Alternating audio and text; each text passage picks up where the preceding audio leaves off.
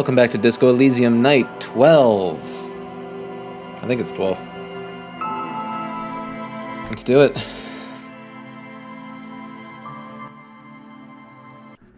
Last night we had almost brought this fucking place to the ground via some weird interdimensional...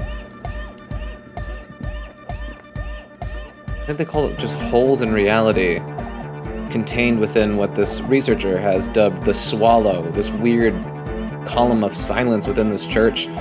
He managed to channel it and then put it through the Speedhead's speaker system, and it was so mind-blowing of a thing, of a phenomena, that it almost brought the whole church to the ground. So we did that. I'm sure we did other things. I don't remember what they are right now. But we're gonna start off by making a check here, I think. Yes, what is it? 58%, not too bad. Logic, let's do it. Wait.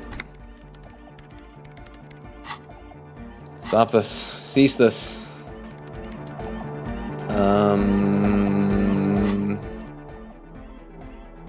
Close. Logic, baby. Currently we have no pluses to logic. Allow us to change that.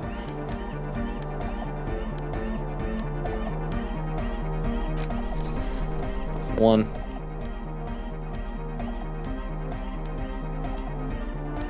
Logic, baby. +2 to logic. Shit, dude. We had a +4 right now. We're logical as fuck.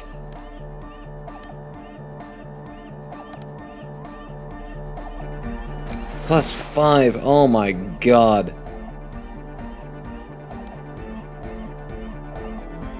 Man, our legs are so pale, I thought we had skinny whites on, yo.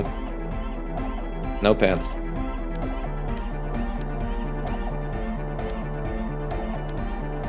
Well, I'm feeling pretty damn confident now.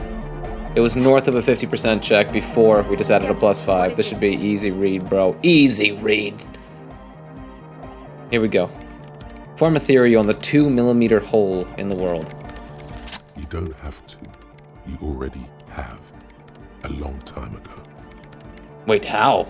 These thoughts formed in you somewhere, in a long-forgotten discussion, behind a kitchen table, in the evening light. Suna. It is the origin point of the Pale. What? The Swallow. It's how it starts. It's baby Pale. But Pale isn't here. We're thousands of kilometers from the edge. No. We are 20 meters from the very edge. She looks up into the darkness under the nave, then back at you. You have her full, undivided attention. The lieutenant's, too. He takes his glasses off. The Pale is only an effect. A transition between the world and that. Then what is that? It's nothing.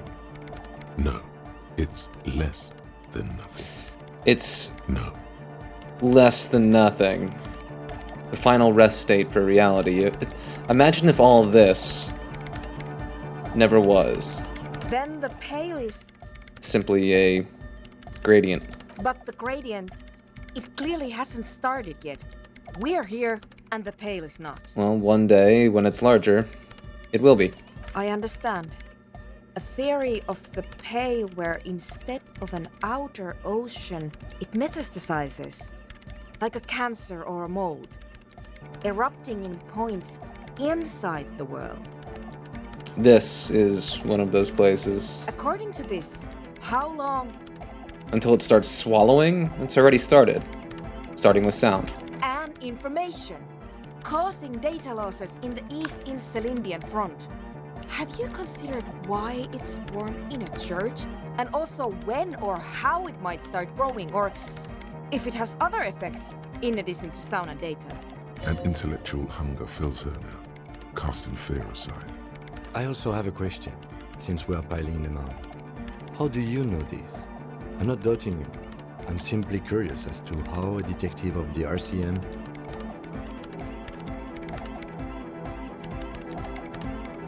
Hopefully I get to say all these things. It didn't form in a church. And the church formed around it. Of course! A pine wood sarcophagus. containment facility of some kind, built by the first settlers. Yes. Acting on an instinctual level. Or religious practices we've forgotten. I have considered the same. The bad news is, there were 7 pinewood churches built in the first decade of Revachol settlement. Most of them were burnt down during the revolution, or repurposed before, during the suzerain. I'm not saying all of them have one in them, but Some of them might. A black grain hanging in the air.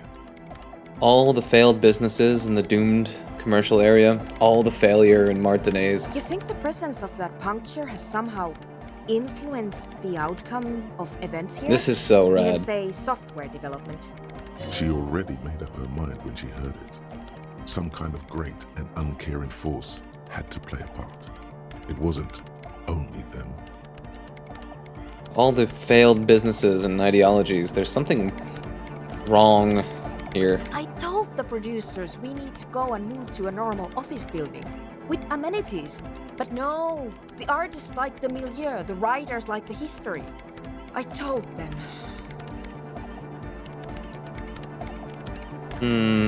No. It's better they don't know. I told them. But no. Normal office buildings are bourgeois. I think I've had this thought before. That's how I know. An amateur anthropomedic police officer. I'd like to say I've heard stranger things, but I'm not sure. This is a hell of a guess, however. Well worded, I might add. It's good to hear Kim just Yes. really it sucking is her dick. Very interesting. But I wouldn't say you know. This is a guess. One that's going to have to be proved by anthroponetic scientists. One day all the world will be like that 2-millimeter hole. She falls silent. The wind blows in through the hole. Cleaning in out the stained rooms. glass window.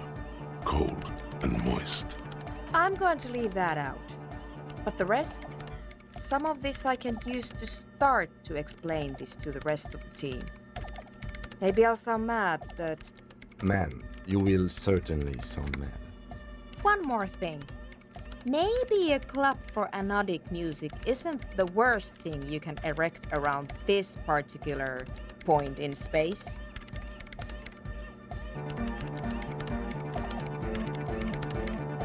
Perhaps not. Yeah! Once the light is on in the universe, it will never go out! Thank you, Egghead. Let's leave it at that, shall we? We have an anthropomedic detection to perform in this district. Is that it then? I mean, I gained a thought out of it. Cleaning out the rooms. 5-hour research time. Someone's been walking around in your dreams lately, looking for something. Tidying it up, rearranging, storing away all the unrealized dreams, putting old pains in boxes. The worst nightmares have settled down for a while. A spot of light on the bedroom door after the dark. The fluttering of eyelids in the spring sun. A thought that arises, only to disappear again. And yet there's a pattern emerging.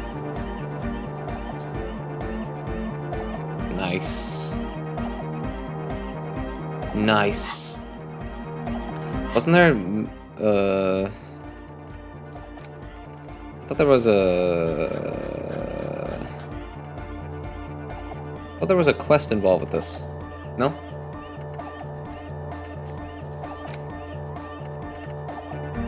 So are we completely done with this side quest?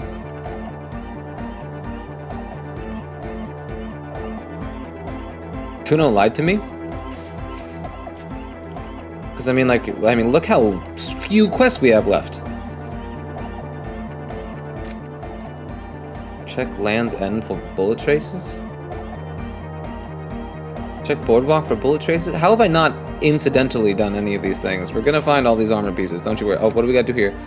Visit the nightclub after the... Okay, maybe we just gotta talk to them a little bit. Yeah, it's all set up, man. Can you already imagine 1,000 people in here? 10,000? It would be fun as shit. He waves his hands in an unbelievably lame, non-hardcore manner. Ecstatic vibrations, totally transcendent. And I've finished setting up the new compressor too. He looks at the imposing black box in the corner that's churning out the sound. Now the only thing left to do is the name of the club. Will you do the honors, detective? Oh, heck yeah. I want Kim to name the clubs. I want Kim to name the club. I want Kim to name the club. Oh, wait. We get to get all of their opinions, and then we get to come up with it. This is the best. What do you propose as the name, Andre? The name. Everything I managed to come up with sounds just wrong. Andre's overthinking it. Says the girl with the microphone. Yes, you should do it, detective. The speed freak with the yellow beads around his neck is... Signs. Noid's right. You've helped us so much. It's the right thing to do. So, what would you suggest as the name? How about something simple? Like the club? Too pretentious. Too modern. Yeah. And too ironic. We don't want ironic. We want real. Real and true and beautiful. Like a morning after the rave. There's nothing beautiful about a morning after a rave, my friend. Hey, Ged. You must have a lot of ideas. Yakukata! Yakukata! The place to be! I love Yekogata. The zone of ecological catastrophe. Oh yeah, it's a real place. That's too morbid, Egg. Got anything else? Hardcore! Hardcore to the nega! No, it has to be bigger than hardcore. Yes, it has to be even bigger than hardcore to the mega. It has to be bigger than the scene. I don't think I gave Andre enough credit for how good that voice actor is. His performances have been spot on so far. No, I'd give me your 2 cents on the issue. The amnesia. Ugh. Like the... I can't remember the name of the club, Amnesia. Amnesia! It's not amnesia, guys. Suna, do you have an opinion on this? I don't. Good. We have too many opinions anyway. How about Crabman? Kim, how would you come up with the name? I wouldn't. I wouldn't build a club, and I wouldn't name it either. Party An pooper. underground place with no name? Sounds like something the Crabman would say. We're not going with anything the Crabman would say. Why not? The Crabman has ideas, Estelle. Ideas from another level of consciousness. I don't care. I don't like the Crabman, and I don't like his ideas. His ideas are spooky. Next, please. Alright, I think I've come up with a name. You have? Well, Oh my what's the god, dude. Actually calling it Disco Elysium?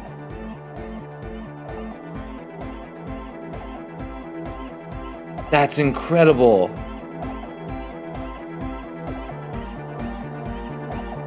Oh, it's so good. You're always waiting for the game to use the game title in the right way within the game experience itself, and this is fucking perfect.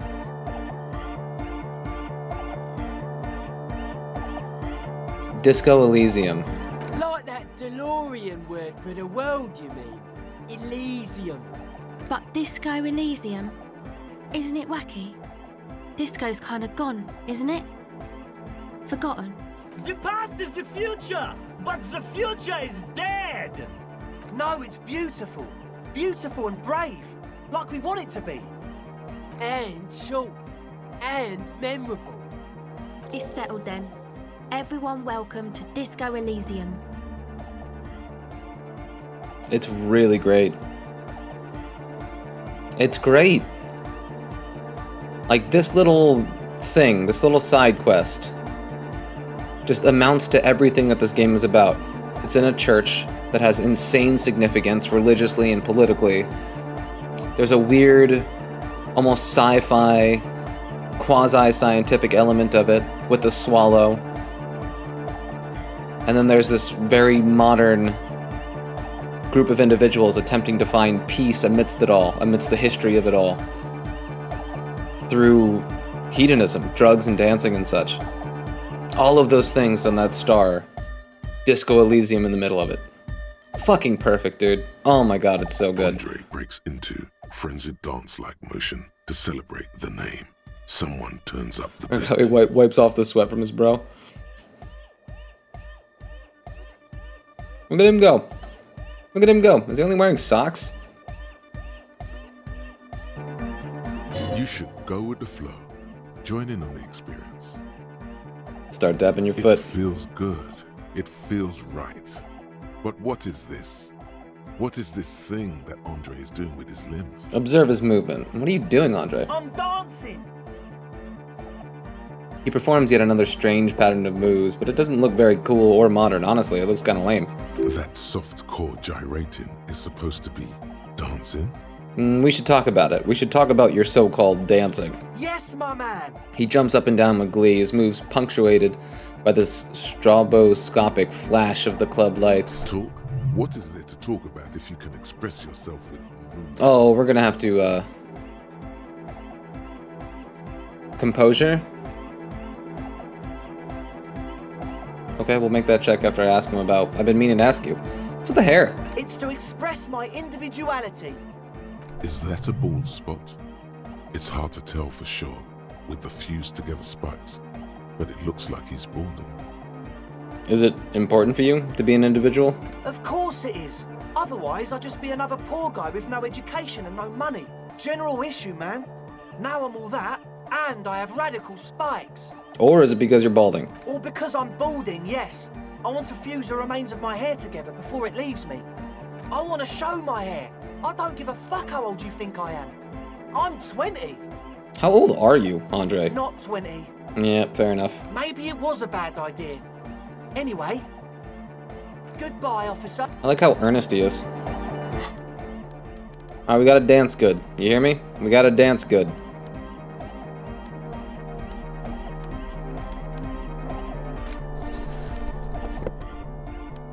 I feel like the second half of this playthrough is me just looking through the clothes.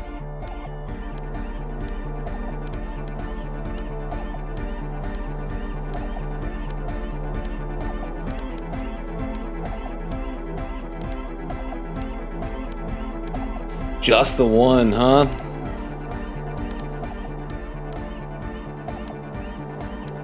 Alright, no minuses. We got the +1. We got like 6 skill points or some shit, though. 7. You know I would pump one into dancing good, too. Oh, hey, man. It's good to see you. I mean, we're gonna fail this. Damn it. Close your eyes and dream of the shapes your body should Ooh, form to we bring rolled an 8, though. strange music into We need to roll life. 10, For now, dude. Such ferocity of motion is beyond you. But just imagine the moves you could pull to this futuristic beat. I hear you, Goodbye, Limbic. officer.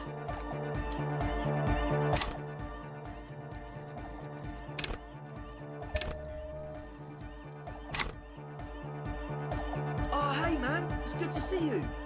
We can do this. We can do this.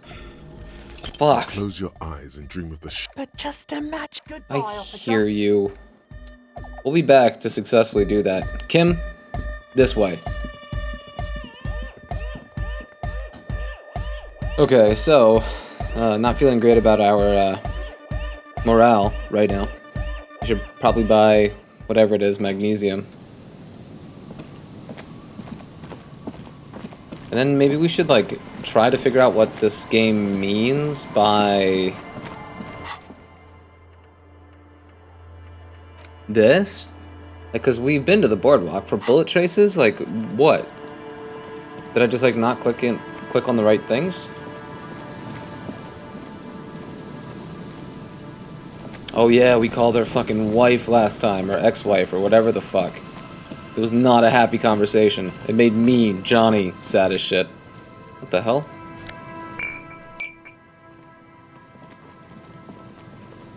This is where we're gonna meet the pigs at the fish market. The bitch with our gun.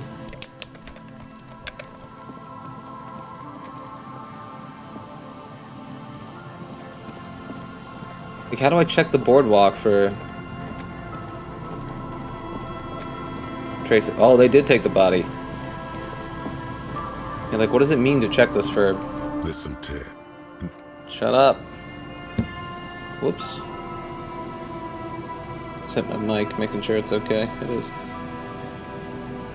What the fuck? Okay. Yeah, so like, what do I do for this? It's like, once we have a gun and once we take Lillian on a date,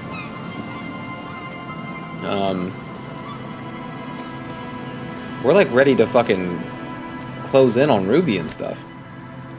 Wait, I can just take it? I couldn't take it before.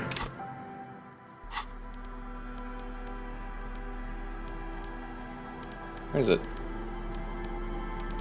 Where is it?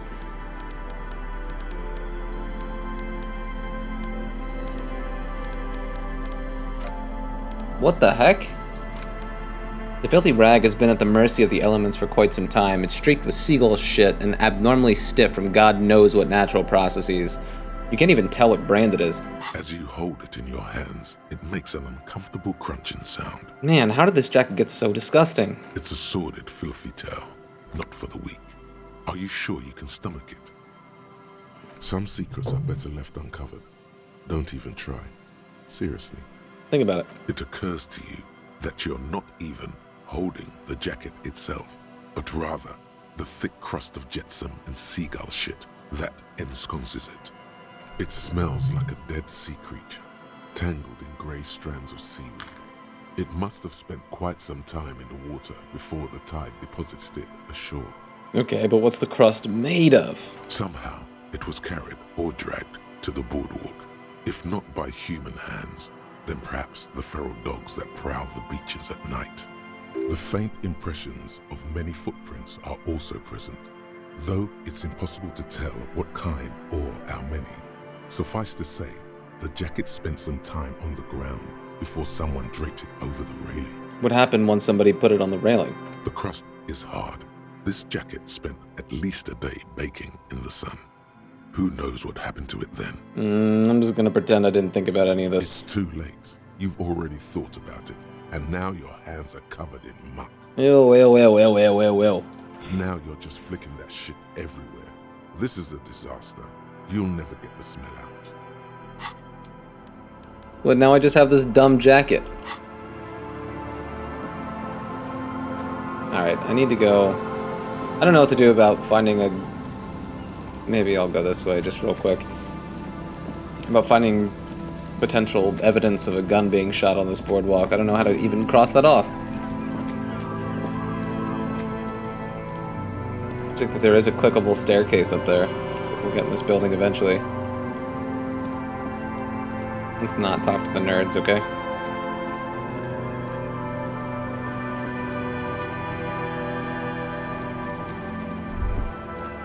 What? Water runs from the west. This source is upstream. A broken pipe?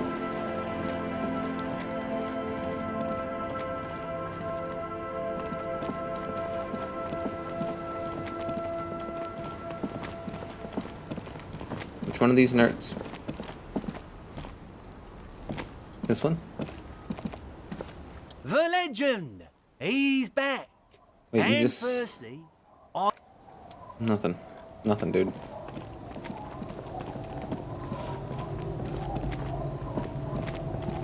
Can I walk up this? What is this way?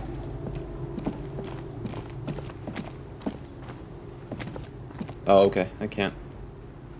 I see. I mean, we have to.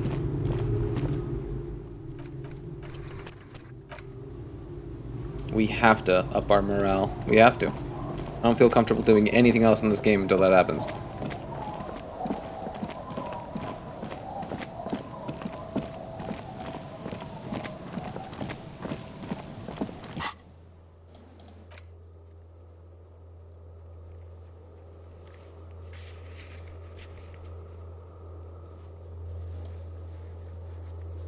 Fast travel still doesn't want to work. Whatever, bro.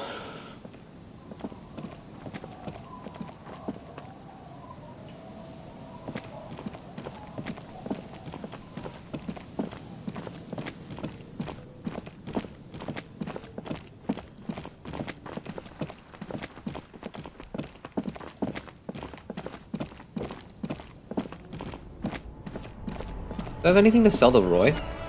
No. Wait, hold on. Before we do anything, we're buying some shit.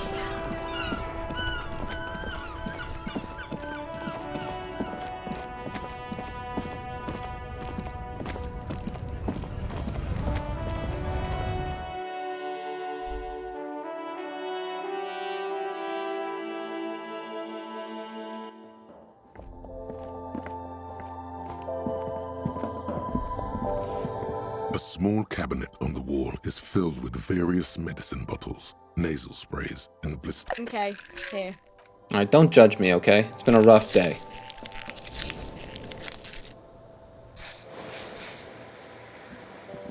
We got the funds, who cares? Who cares? Okay, so I think next on the to-do list would be to get our gun back. But that's in like 4 or 5 hours, I think. We're gonna do all these things. We did the church. West of the mural. We talked to Gary and Morel. This would be Lillian. Then ask her. Ask the wind, maybe? So we'll get our gun back. I'll put Kim to bed. I'll take Lillian out on a date. And then maybe tomorrow we'll get the Ruby thing taken care of. Maybe I'll do this while Kim is sleeping tonight as well. This would be easy enough to do. This I have no idea about. This too. A working firearm? No idea. Oh, we gotta talk to Kuno anyway. I mean, we're here. Let's fucking talk to Kuno.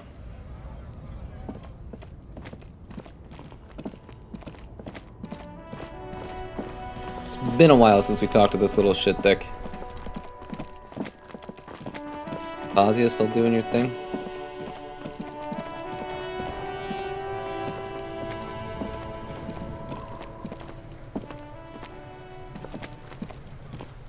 Fuck does Kuno care?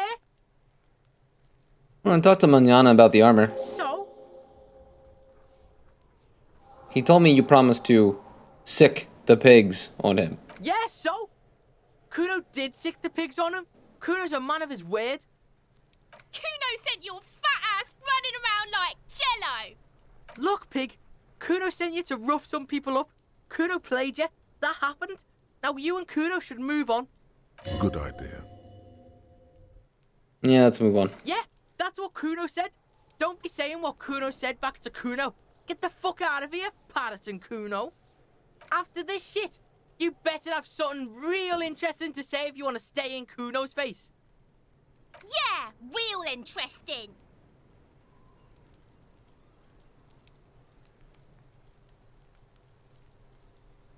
We should make that check. Kuno doesn't... We should make that check, okay. And if that's how we get the pants... We're swimming in skill points right now. We're swimming in them. Empathy. Empathy, empathy, empathy. Oh, we can't do the dude. We can't. We're boxed out, dude. And these don't tell us what they bump until we do them. Okay. We're boxed out of Kuno. Can't say I'm too bummed out. I think it's the pig's time, yo. I think it's the pig's time.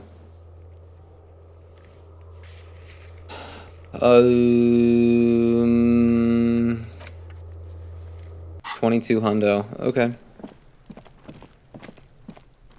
Why don't we run back over there? Just kind of find a bench to chill on for a bit, huh?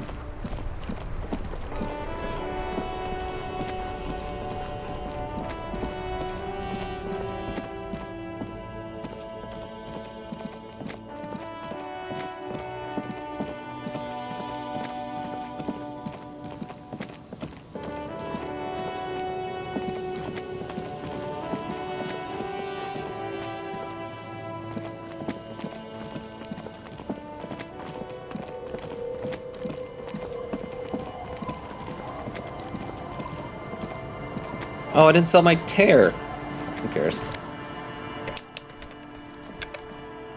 Not like we're hurting for money.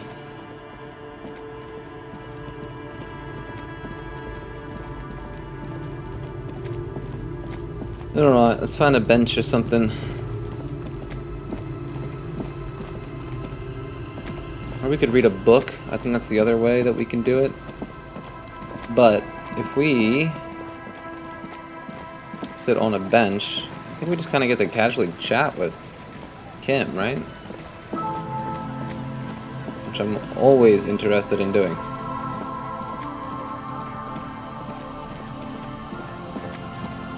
Are about the bench over by where...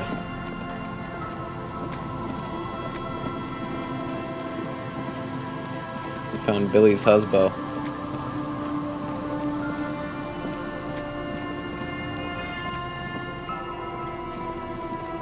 No? I can't sit on the bench where he ate shit and died? What are you auto-saving? Why? Kim. Yes? Okay. And what are you bouncing around for now, bro? What? You make no sense.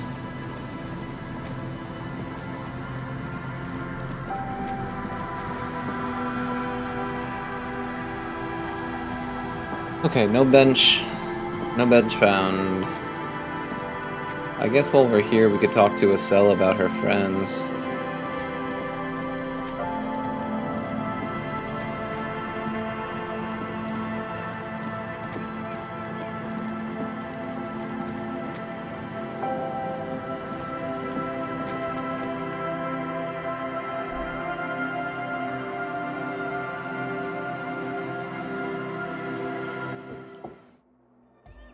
Oh, he's still fucking breaking it down, huh?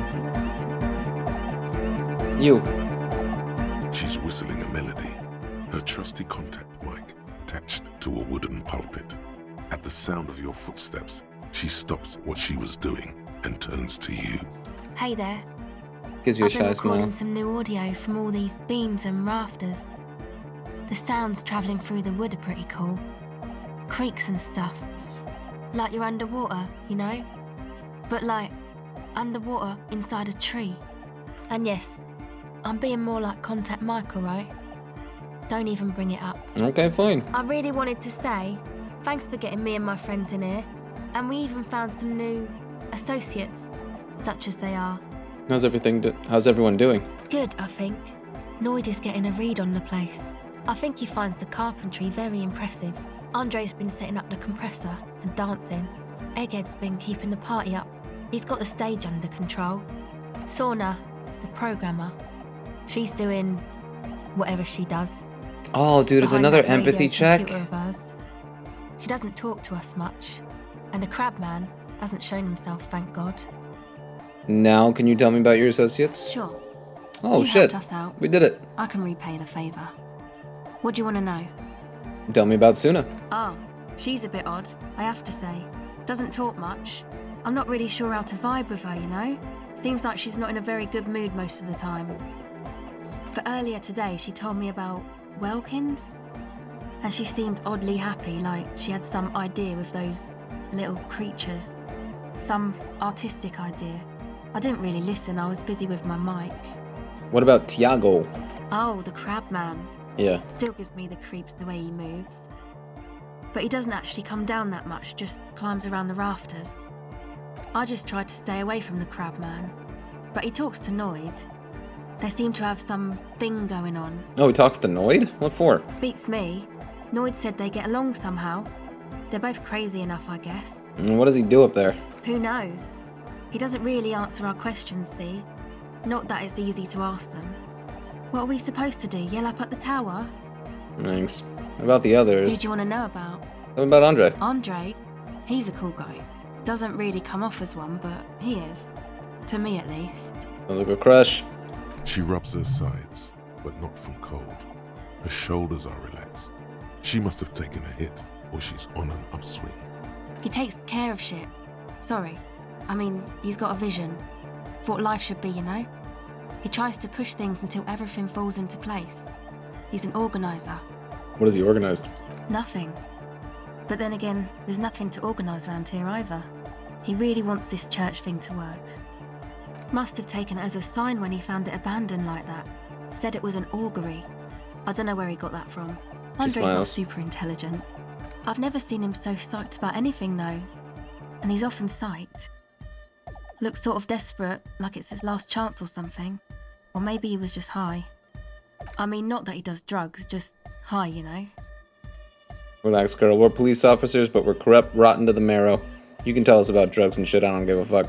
Yeah, drugs, shit, fuck. We don't care. He smirks. Yes. Anyway. Could it be that he's balding?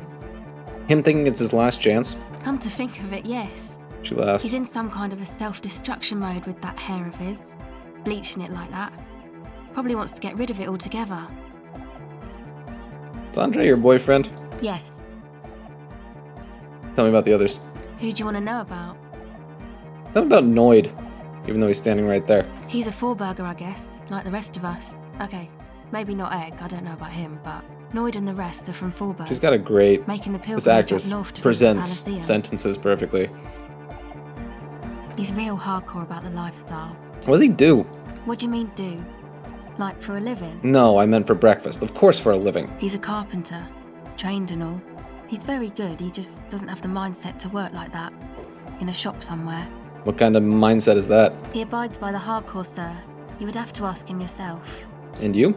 Sir, I abide by the law. What is this pilgrimage you're talking about? It's just something poor Fourburg kids do every spring.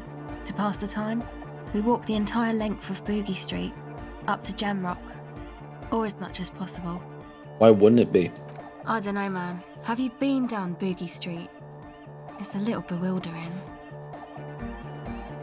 Oh, I'm sorry. Have I not told you I'm a raging alcoholic who recently drank himself into an oblivion so deep that he can't even remember what sounds like the biggest street in the city? No? Well, I am. Well, because I'm not. Now tell me about everything. Well, I am. Okay. Then you should go and take a look, I guess. Boogie Street is cool. It's got a lot of immigrants and all kinds of different people. Oh, and I'm also a raging fascist who doesn't approve of different people, so no, I don't think I'll be going. Unfortunately, I can confirm. Oh no, Kim, what do you think of us, bro? We're just joking. Okay. To each his own. Damn, dude. Actually, tell me about the others. Who do you want to know about? What's the deal with Egghead? What do you mean? What does he think he's doing when he yells all that stuff? Oh, that. He's the party boy. He told me as much, but what exactly is a party boy? And Nordic music doesn't really do vocals in the traditional sense. Vocals are thought of as rock. That's to say they're a bit backward. No offense if you like rock music though. Rock music's cool by me. Pachu, Swish. Your credentials as the resident future man of Revachol are being questioned. Show her you're hip with the times, Gramps. No, we're disco. Fuck rock, we're disco.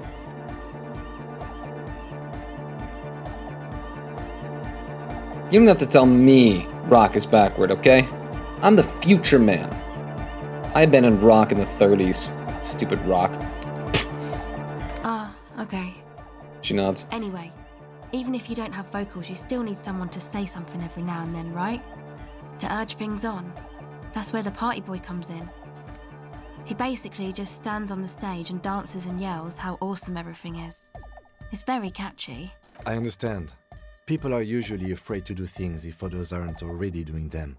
Dancing makes you dance, like sneezing makes you sneeze, or yawning makes you... Anyway. He looks around a little embarrassed of the enthusiasm of his interjection. That was so cute. I love when Kim interjects.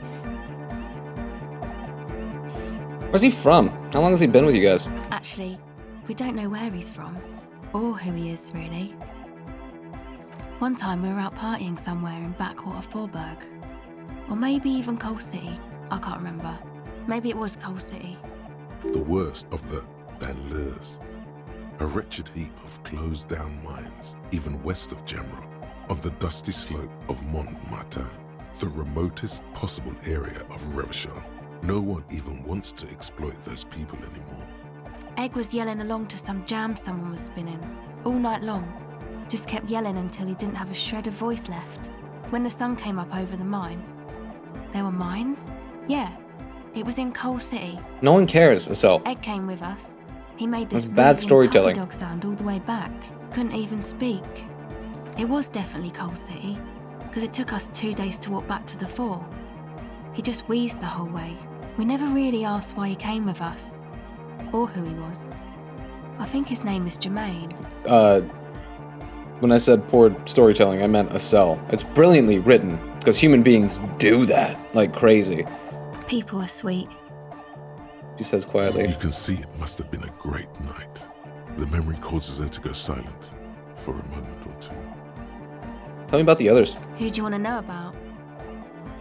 Actually, do tell me about yourself. Me? Again? Yeah, I forgot. Tell me about yourself. I told you, I'm a silver bird. There's that phrase again. Really reminds you of something. What does that mean? It means I don't answer questions about myself. But I'm a police officer. You have to answer me. Is there a law that would stop me from lying, though? That would depend on the circumstances. Lieutenant taps his foot. Fair enough. Thank you. Thank you. Some other questions? Sure. Catch the silver bird. You know we're doing it. Reaction speed. To the wardrobe. What are we doing here? No modifiers as of yet.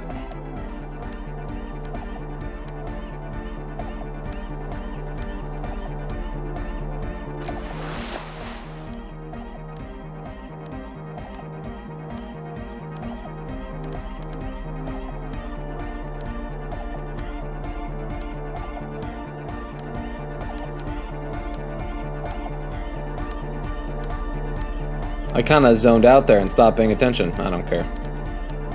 I don't care. Let's give it a shot, huh? Welcome back. 42. Fuck, dude. Silver bird has already flown away. What is it? Reaction speed? Oh my god, we're catching it now.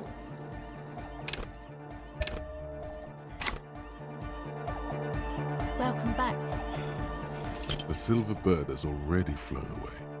Do we have to go back to Frit? What is this shit, dude?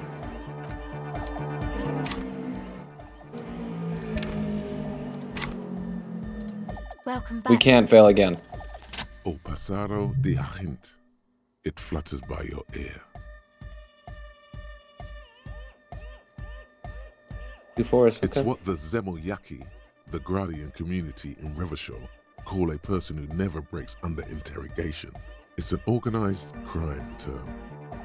O passerà de argin. Excuse me? She casually brushes her hand through her hair. She's attempting to remain calm, but the phrase made her flinch. I remember now. It's a Zemoyaki term. For someone who won't break under questioning, an organized crime term. What do you mean? The silver bird. All right. My father was a Zemyaki. He died years ago. He was a bad man. Not a lot of good things to say about him and what he did. He bought the family a huge house, so we got to live, at least temporarily, in a giant castle in Jamrock. And then he died. What happened next? What do you think? The competition came and took everything away. It was like in a war zone. She's gritting her teeth. So after his death, we had nothing left, and we were in danger. My mother had to change her name, mine too. We left it all behind. Are you sure about that? What about this drug lab plan? It was a stupid idea, and I'm still disappointed I came up with it. Aren't there any local authorities who might look down on such activities? I took that into account, of course. Coordinated the operation with the débardeurs, else they might get unhappy. So what you're saying is Evrart authorized this. Not in person, but I let them know. You can't do anything without the fat ones getting wind. It wasn't too difficult to convince them, really. It's a good thing you ended that mess, though. I felt I was turning Dadwise into a corrupt business person. Unpleasant. With a fluid gesture, you seize her wrist, her hand just centimeters from your nose. It could be fun. It could be fun, yo. We should confront Evrart about this. Oh, exclamation point. We should confront Evrart about this. Maybe we can manipulate him using the information. No, I don't think it would lead anywhere with Evrard. He's just going to deny it. Yeah. Have you seen Evrart? Alright, actually that's it for now. It's letting us do it, though. Do we need to? Do we need to? Other languages coming through me.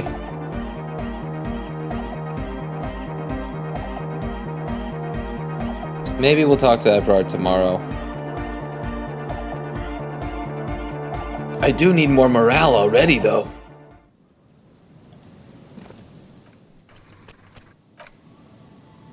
And there's no benches to be found. And like, I know I have books to read, but I don't really want to read a book. I want to get distracted right now. Because I know I'll like read it all and it'll take a long time. The bench is up yonder, right?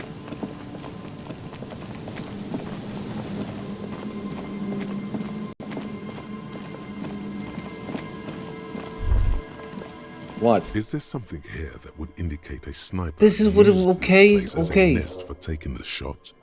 Just some urban detritus, a bottle, and a dilapidated old comms tower. In the distance, you can hear the breakers roar. I don't see it, Lieutenant W. Freitor. I don't see a person take a shot here and hit something there. He looks in east the of whirling in rags. Maybe the assailant climbed the comms tower. Took the shot there. It's not possible to climb that ladder. And even if it were, why? There's no platform up there to aim from. Lieutenant looks up, raising his collar. It does look extremely rickety, and wouldn't help much either. What about the cigarette butts? Those? A smoking assailant who favors Tumutiri to Astra or Joan? Cigarette butts are everywhere. This is a common brand for all men. Maybe the campfire was used by the perpetrator. To warm his hands before pulling the trigger?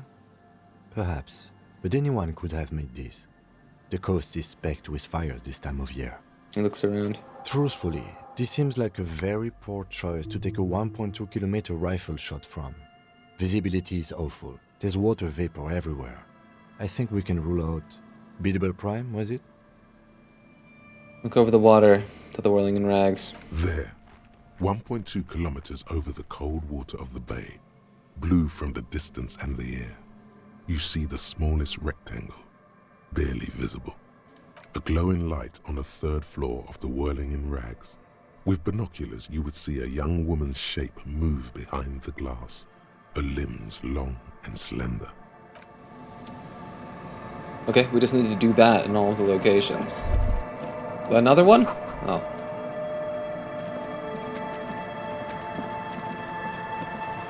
Okay, so let's just run around the boardwalk until the game decides to say, hey, this, now, here, do. Holla!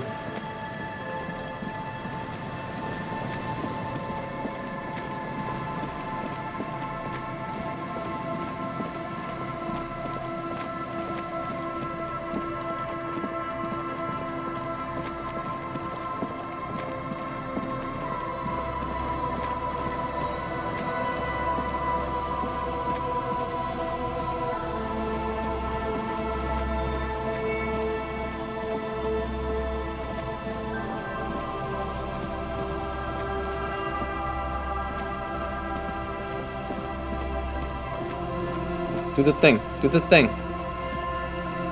I guess it makes no sense for it to be back here. It's like the whirling in rags is this way. You know, to the east.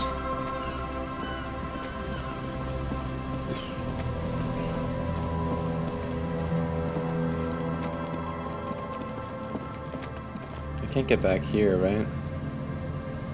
Not a lot of space for me to move at all.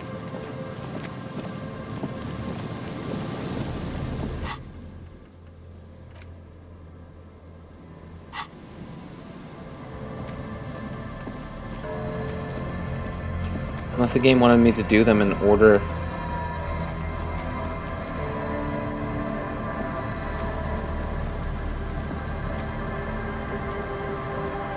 What am I supposed to do if the game just doesn't say, hey,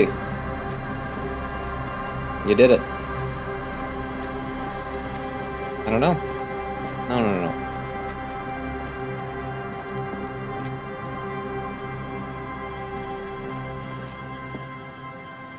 No? Okay. Whatever.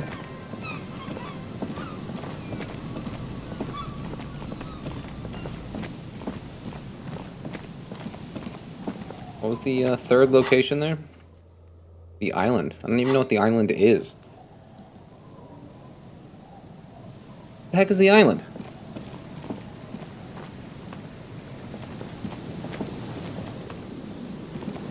I don't know. There's a bench in town somewhere.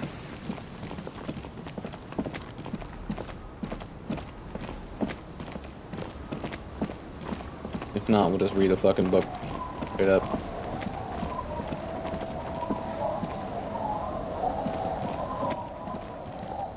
So the rum, so the rum, rum.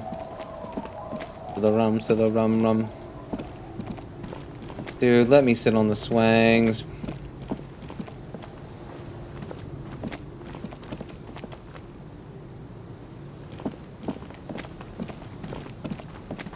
Okay, all this time searching for a fucking bench. What, dude?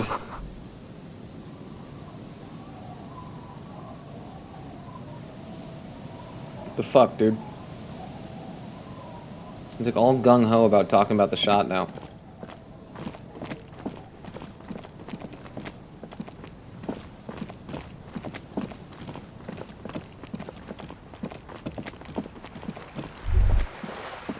There we go.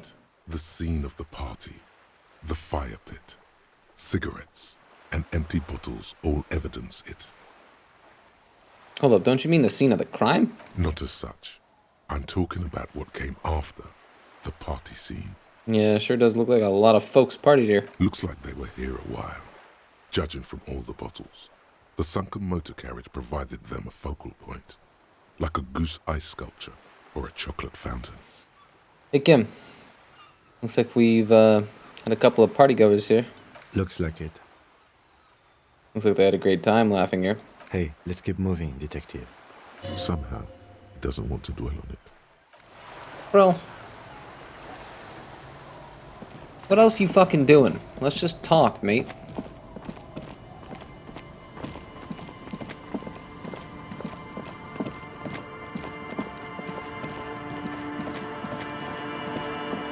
Not wasting any more time. What I'm gonna do is I'm gonna go back to Frit. I'm gonna do it. I'm gonna buy more morale. And I know there's a bench up here that we can sit on.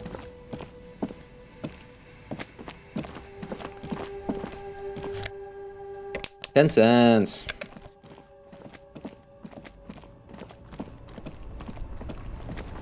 I mean, we could even just confront Everard now that we're here, huh? Yeah, it's that bench there.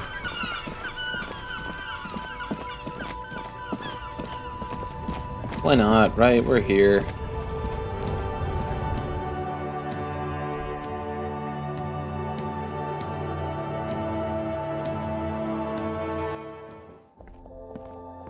Hey, yeah, don't judge, okay? It's been a fucking weird day. A small cabinet. Okay, here.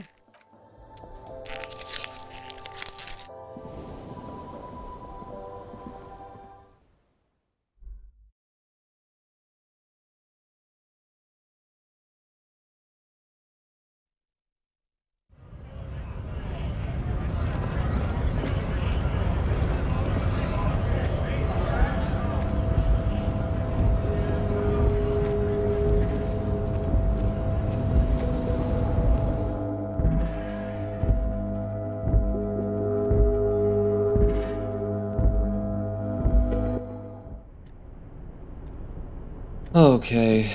While we're here, we could retry that, shipping container check. Forget the specific skill required, but maybe we're dope now. I don't know. Still sitting pretty on a whole bunch of shit.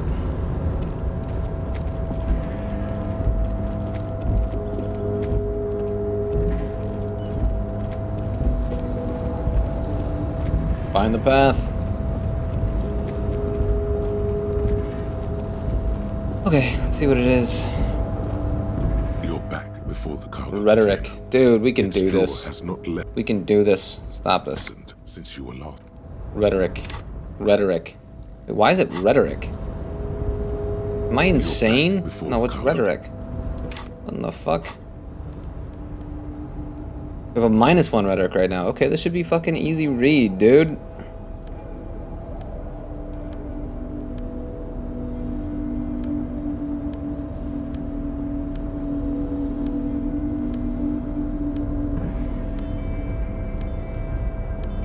What the shit?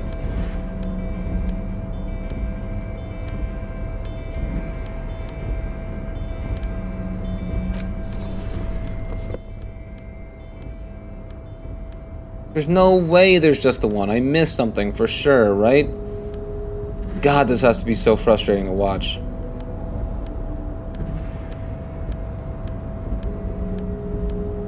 Okay. Okay. There should be something. There we go. Now we got our +1. This should be north of a dice roll. 72%. Its draw has not lessened since you were last here. If anything, What are all it these seems to have modifiers? We're getting a grown slightly. +5. Been in the world for 2 days. Cool. Been in the world for many days. Really cool. Precarious world. Truth. One more door. Heck yeah. And money is all about trust. And as it's always been, it's impossible to open a container with Today a is not our day. Maybe. Today is not our fucking day.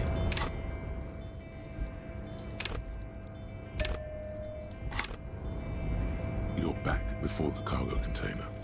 Despite the dirt that surrounds and trails I thought that went orange there for a second. emerges from deep within you. Hello? Is there anybody in there? The door stands silent. Satisfied, detective?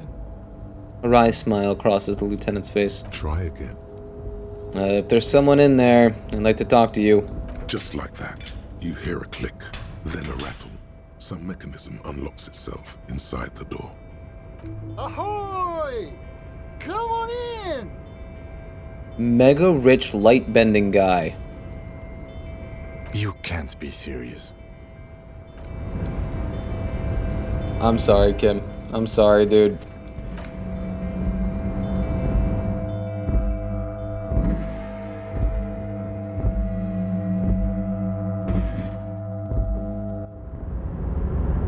What in the fuck? What is happening?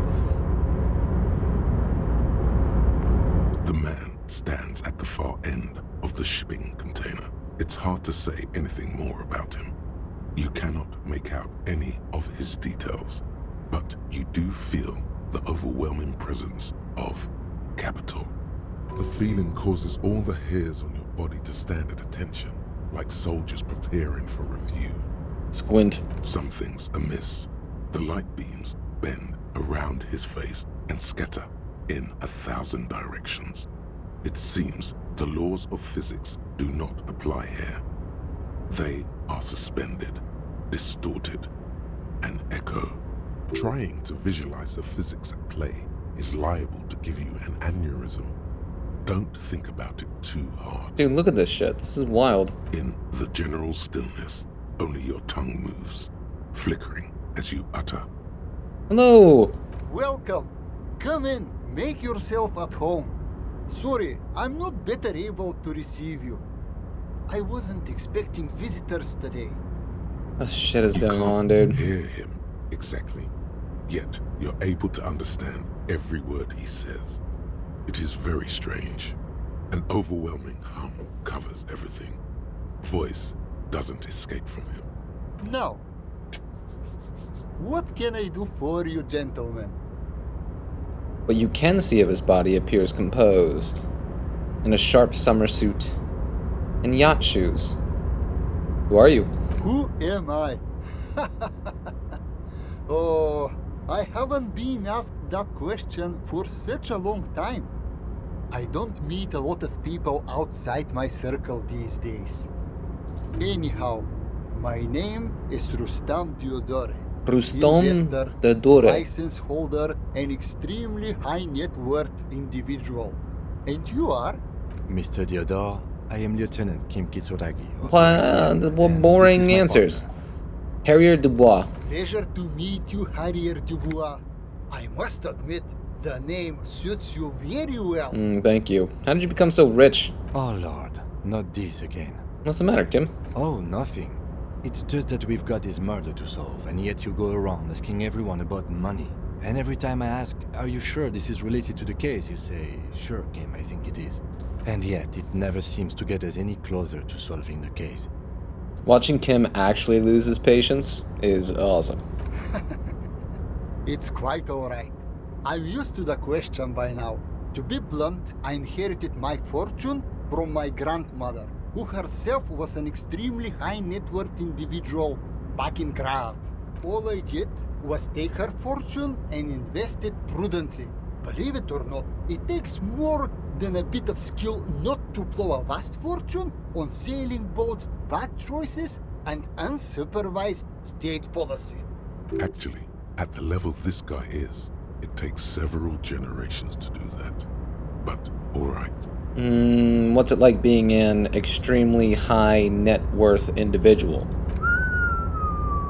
I gotta tell you, at first, being rich is a lot of work. You've got to work hard because everything's so darn expensive. You know, prices increase exponentially at this income level. But then, once you've reached my position, it's nearly impossible for me not to make money. My assets are so diversified that I'm bound to come out ahead no matter what.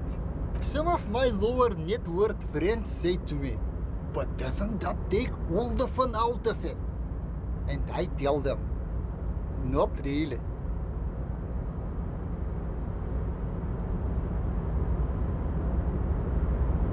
That's the fascist answer, right?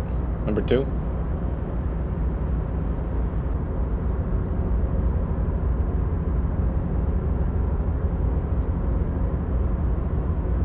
Is this the ultra-liberal one?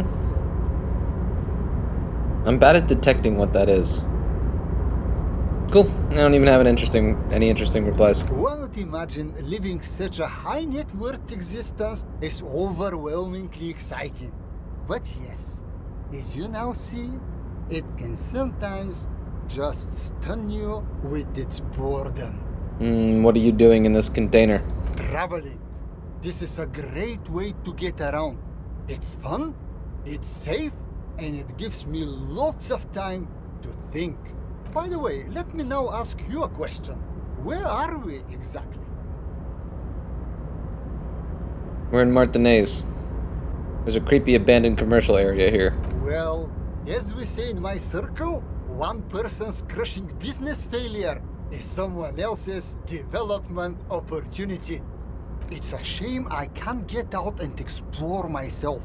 One of the downsides of being an extremely high net worth individual is that mobs of low net worth individuals are constantly banding together to ask for money. Thy name is Harry. Wait, why don't you help them? You got so much money, it can't make a difference to you. There simply aren't enough hours a day to hand out all the handouts. It's like feeding seagulls. There are always more, and they never seem to do anything interesting with it, except more seagulls. Spending money is a matter of desire. I'm sure you agree. I don't have the desire for spending it like that. So you travel from place to place via shipping container. Smart, no? It also provides a means to hide from all the targeted advertising we extremely high net worth individuals are constantly subjected to. Luxury yachts, high fidelity portable radio systems, bail-proof outerwear, and so on. It just gets a bit middle class after a while. A bit bourgeois. So you're saying being rich isn't worth the hassle? What? No, I didn't say that at all. Being rich is great. I bet. Just don't tell anyone I told you that. The bending light appears to wink. You're a rich investor, right? Can I have some money? Could you please stop asking people for money? It does not reflect well on the RCM, and to be perfectly frank, we can't afford to look worse than we already do. But Kim, I can't afford to look any better than I do now. That's why I need the money. It's perfectly alright. Based on your appearance, I can tell I'm dealing with a smart man.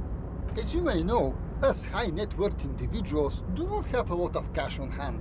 Investments and liquidity are enemies of one another.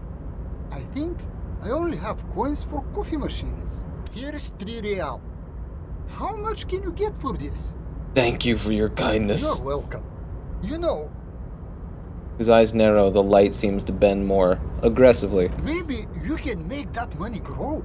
Come up with an investment plan. How's that sound? I feel like you're patronizing me. These ultra-liberal types love losing huge sums of money on ludicrous proposals. Ergo, you should come up with a plan that's totally dead in the water. 2 conceptualizations.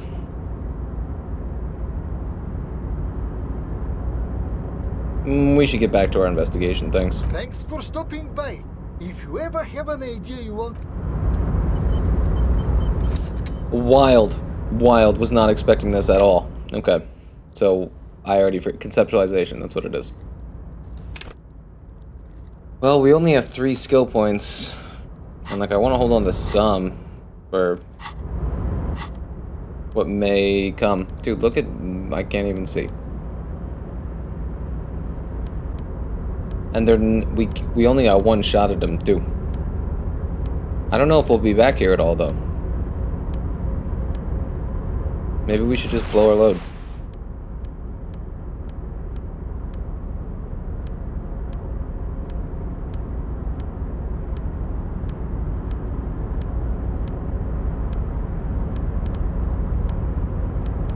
Nice.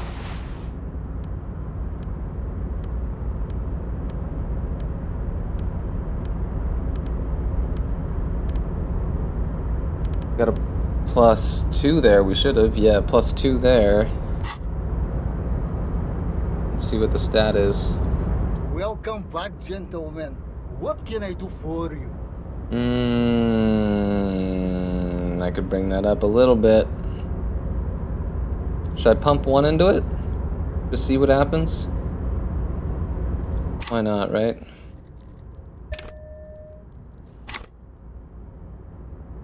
$42. Not too bad. Deploying. Yes, dude. Generator. All systems functional. Ready to engage in 3, 2, 1. It's time to disrupt the future. You've got to stay lean, innovative, and focus on what matters most. The children. You should invest in a youth center. A youth center, huh? What kind of youth center? A place to teach them practical skills, like teamwork and self-discipline. Come on, tell him what he wants to hear.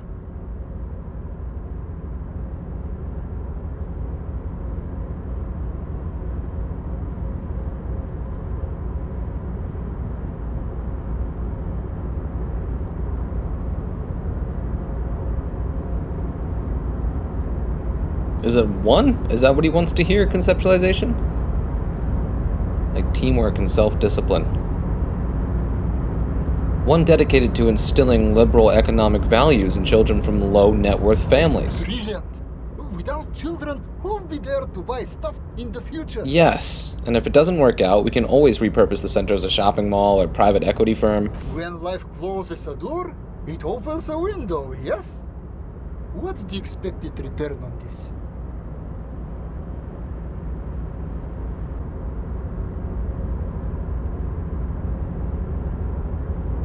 Both of these are funny. With human beings, there's always going to be a risk associated, which is why we've got to hold on to the center itself as a fallback. You're deep into ultra-liberal territory now. Good work. Very impressive. You've got a natural eye for unusual investment opportunities. I know. I don't normally do this without a formal pitch deck, but to hell with it. What's the point of being rich if you have to follow all the rules? Here's the round of seed funding. This should be enough to prove out the concept and get things off the ground. Thank you for placing your unwavering trust in me. Remember, it's not a handout. It's an investment, and I expect to see returns. What's up with this? What's going on down here? I have like 3 trillion real right now. The lieutenant stands there, dumbfounded. His mouth opens slightly, then closes again. Is he having a stroke? Kim, are you having a stroke? No, I'm not having a stroke. You are just still full of surprises. Most of them bad, but some good. The lieutenant has granted you an aura of legitimacy. Thank you. Bathe in it, but don't let your satisfaction show. Play it cool. Now, was there anything else I could help you gentlemen with? Nope, thanks for your time. Wait, so this is the joke, right? This is the fucking joke? That I currently have a laughably huge sum of money now? Is that actually the joke? Isn't there somewhere where I can see it? It just said 100. It said you received 100 money, but actually I received what looks like 33 trillion or something. Because if that's true, that's fucking hilarious. No. Okay. Okay. Hundo's still pretty tasty, though, huh? We'll save after that shit. See, Kim, you gotta fucking trust me, bro. You have to trust me. You have to.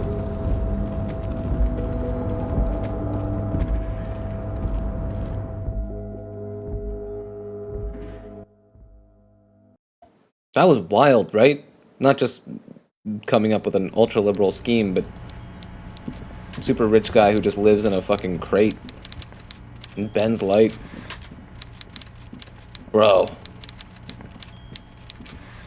Mr. Dubois, every worker... To hell with it.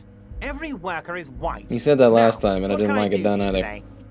Remember the container I asked you about? Turns out there's a mega-rich light-bending guy inside. Mega-rich light-bending guy? Oh my god. How did that get in there? Slime like him must have oozed in through the cracks. Damn it to hell, Harry. I specifically told my guys to check all the containers for mega-rich light-bending guys. Kim, tell me he was there. There was a guy in the container, but he didn't bend any light. That was in the detective's head. Really? Honestly, guys, we might be moving a spot of drugs through this harbor, but I won't be caught transporting the light-bending mega-rich. I have a reputation to protect. Yeah, for God's sake, you're a socialist. You're right, Harry. I am a socialist. I'm going to catch the mega-rich guy inside the container and harvest his energy to power the harbor's fog lights. Very good. I shudder to think what you're going to tell me next, Harry. Not for 1 second did he believe there's an actual mega-rich person somewhere in his container town. That's fine. I met a girl named Estelle who said she's working with you. Funny. That doesn't ring any bells, Harry. Funny. She was trying to set up a narcotics operation in the old church on the coast. Oh, that Estelle. Yes, I do seem to remember sending a pretty young thing down there to liven up the place. Get some melodic music in there. Did you also tell her to start the amphetamine lab? Amphetamine lab? That sounds very immoral and debauched. Frankly, a health risk. But what do I know about kids these days? The music they listen to, the drugs they do while they listen to that music? He shakes his head with a melancholy smile. It sounds to me like you are trying to start an amphetamine lab in the district. And you're using some delinquents you found, God knows where, to set it up and run it for you. Found God knows where? That Estelle is the daughter of Miko the Kebab, a man who once killed a guy with a kebab. I think a daughter Have we of a heard man this before? A man with a kebab can handle running a little nightclub, don't you? Miko the Kebab? Really? Maybe it was Bogovir. Or Jakub. I think it might have been Conrad. We shouldn't do that. Say nothing. I got it, Harry. It was Radagost. Radagost the Kebab. But enough of koikos and kebabs. What else can I do for you? I think that's it. A few more questions about the harbor? I'm always happy to educate and entertain you, my friend. Very nice. Most certainly, Harry. By all means. Okay. Pretty good. Okay, so it's 1900 o'clock. We have 2 hours to kill. And not much to do with that time. I know we could talk to Joyce. She had something else she could tell us about, but I think we should just sit on the fucking thing. We could talk to Leo, but he's just gonna sing again and make me sad.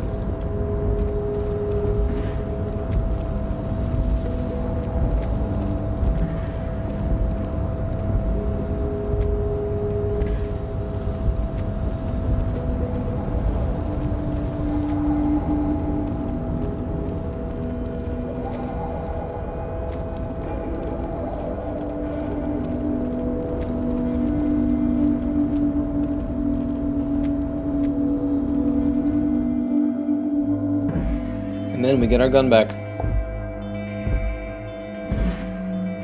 And then we embrace the simp life.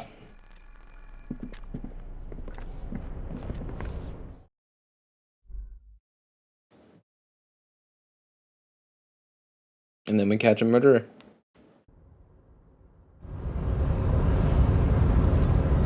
Sounds good to me.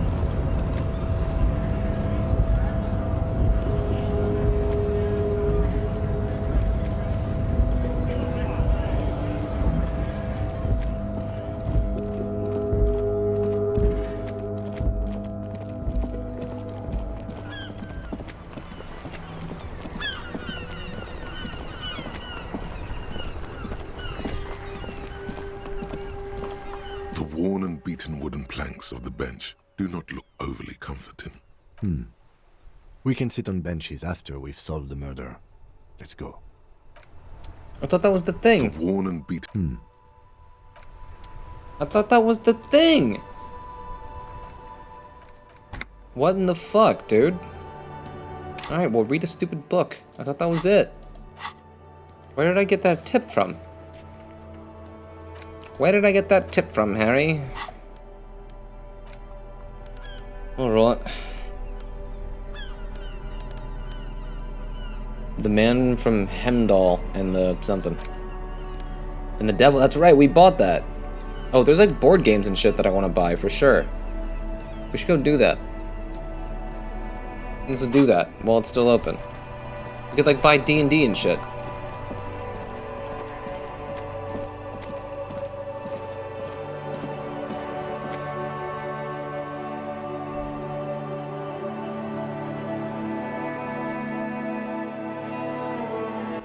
Oh, we got the fucking funds, man. A small mountain of colorful board game boxes. There are numerous types of games for all ages. I want to buy the Verall game. If you say so, but you better stay away from those immoral occult rituals. Don't tell me what to do. Board game Verall. A high pastoral, fantastique populaire board game illustrated with bucolic vistas and featuring odd-looking humanoid creatures. It's the 3rd edition Mega Setting Supplements module and can't be played without the main game. What? I just bought... Oh no. I didn't even buy the player's handbook? The title, Wirral. The colorful box is illustrated with bucolic vistas. The cover art also features odd-looking humanoids. Some short, some taller, some with pointy ears, others with ephemeral wings. Examine the box. Text underneath the title in smaller typeface reads, 3rd edition, Mega Setting Supplements module. The side panel adds, a sword and sorcery adventure board game with new maps and miniatures. Shake the box. Mysterious things rattle inside. What could they be? Dice? Plastic miniatures? A fantastical alternate world full of magic and wonder? None of that witless man from Heimdall, fascist dross, hidden behind faux realistic allegory. Wirral is no cliché-ridden apologia for colonial violence. Wirral is pure imagination. It's not. It's for pansies. The man from Heimdall is way more awesome. Look at the back. A blurb on the back reads, tired of the tedium and toil of modern life? Escape to Wirral. Leave behind Isolas and nations with their petty squabbles. Discard electricity, magnets, and boring technological widgets. Succumb to a world of high pastoral fantastique. Unleash your imagination and create an adventure of endless possibilities. Discover the terrible secret threatening Wirral. Can your band of adventurers save the world? Yes, we're ready to take on this challenge. Exactly. That's the spirit. All you have to do is read an intricate rulebook, study an assortment of maps, unfold the illustrated game board, and start rolling dice. In no time, you could be romping through grasslands with low-level characters, hunted by Iskala riders, or battling unspeakable monsters in endless dungeons fraught with danger and despair, conjuring up forceful magics to aid your quest. Don't forget heated arguments escalating to physical confrontation with your friends. And most importantly, never forget to rage quit if the dice don't go your way. That's exactly right. Open the box.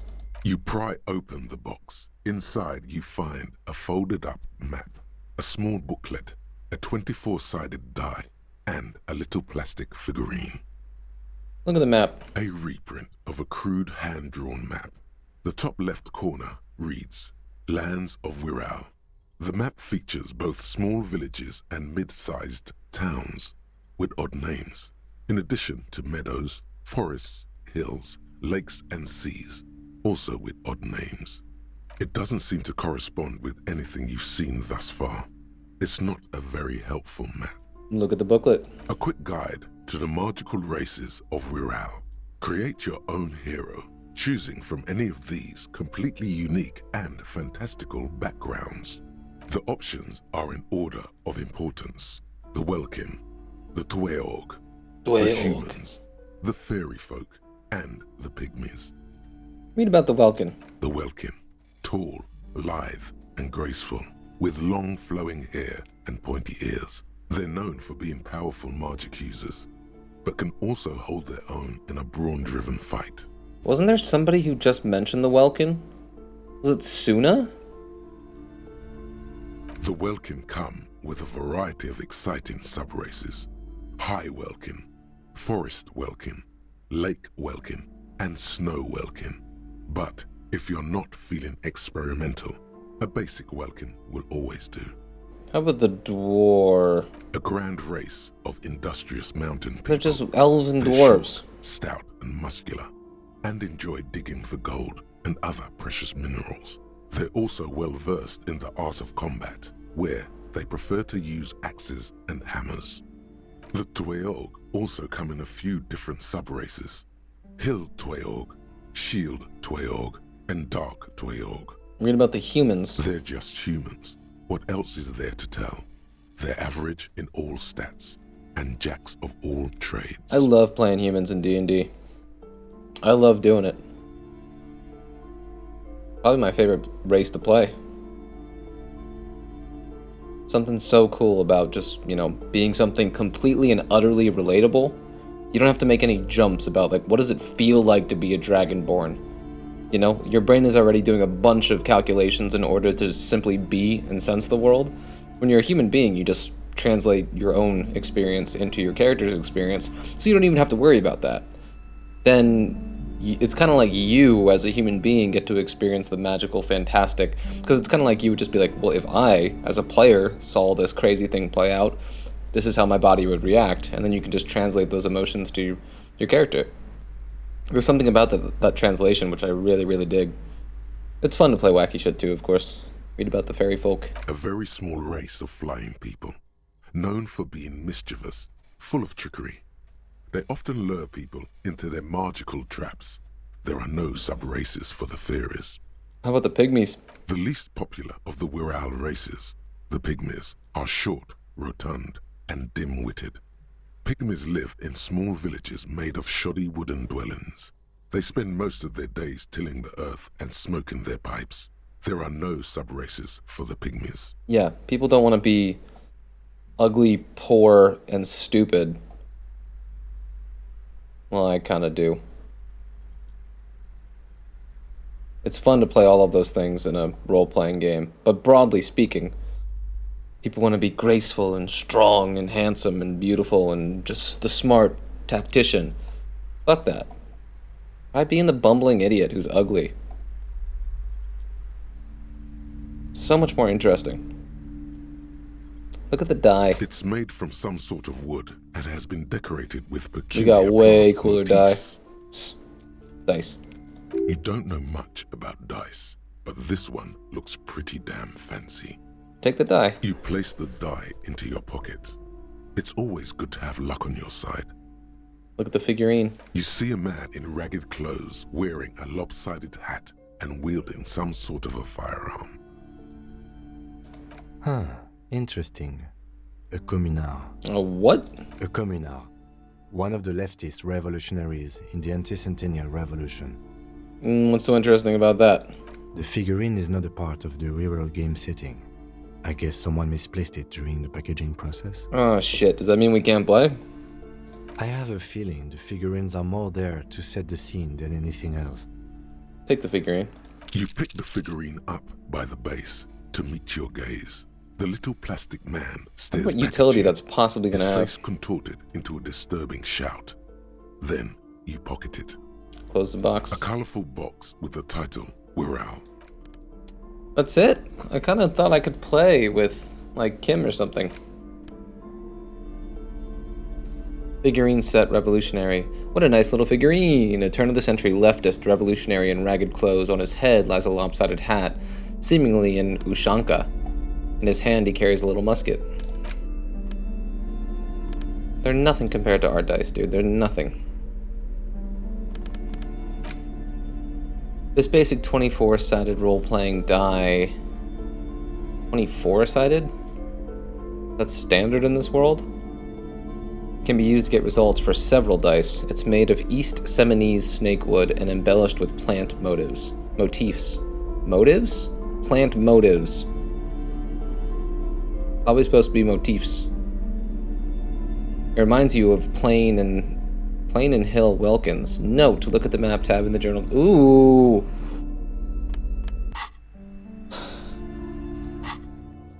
See if either of those empathy ones opened up. What were they? They were Kuno? What the fuck's my map?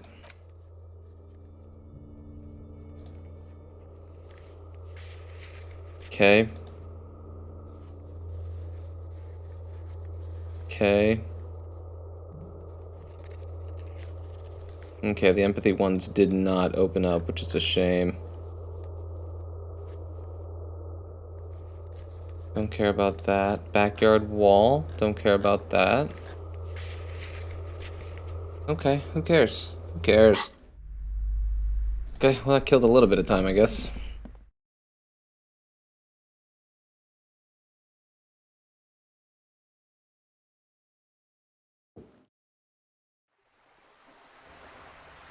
Shall we read a book? Put it over here.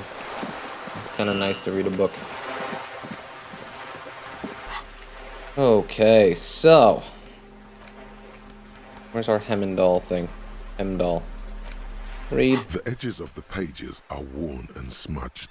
A lot of people have read about the Devil Woman's altercations with the Heimdall man. Look at the back cover. The jacket copy proclaims, Man from Heimdall returns in his most exciting adventure yet. After crashing into a strange jungle, cannibalistic natives abduct his only surviving comrade, Noble Tyribald. Before Man from Heimdall can mount a rescue, he is ambushed by a tribe of female warriors and taken to the ancient citadel of Cloud City, where a mysterious and wicked queen rules supreme. Will Man from Heimdall be able to escape his dire situation and find his missing friend? Time to flip through the book. You open the book to a random page. Man from Heimdall, wielding his two Zweihanders, is carving through a sea of savages, his visage fixed in grim determination. His arms, whirling like windmills, are soaked with the blood of his enemies. Mangled corpses litter the battlefield. It calls out to you. This is the spirit of Revachol. Oh shit, gritty and heroic. Berserker rage burns in his azure-hued eyes as he brings glory and honor to his long-lost Heimdall tribe. From the village of Heimdall, the ivory giant roars like an ice bear, and the winds of Gatla howl out his name. Give me more. Man from Heimdall rides on a gilded griffin, his golden mane billowing in the breeze. Both Zweihanders sheathed on his back. He is off to war. Will he conquer his enemies? Will he conquer himself? Onward. The steel muscles of Man from Heimdall gleam in the humid jungle air. Yet the man does not sweat. In meditation, his soul drifts in the frigid northlands he calls home. Holy shit, this is so me.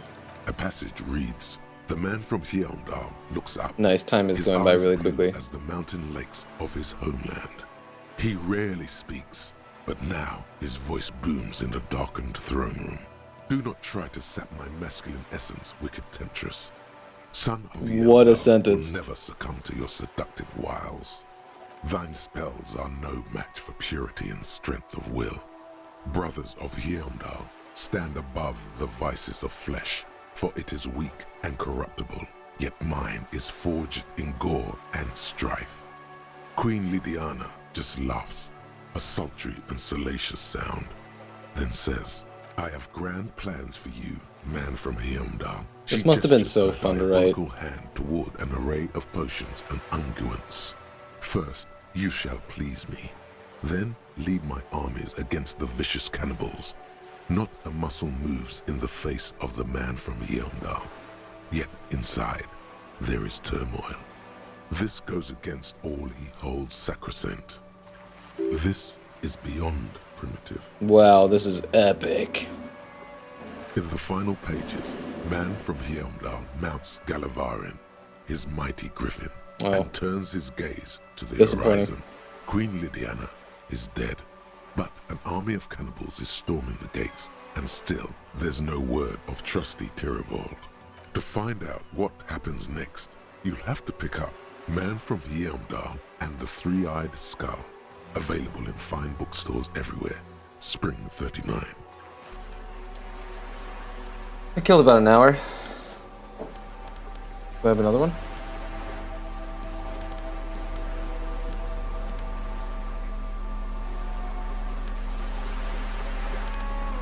No? That's the one that almost fucking killed us. It was so boring, right?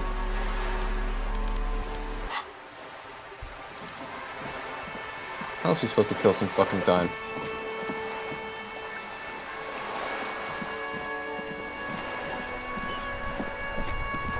I guess I could talk to anyone, right?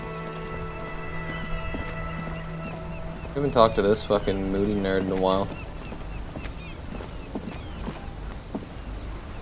I saw you poking around in Lady Driver's lorry. She in trouble?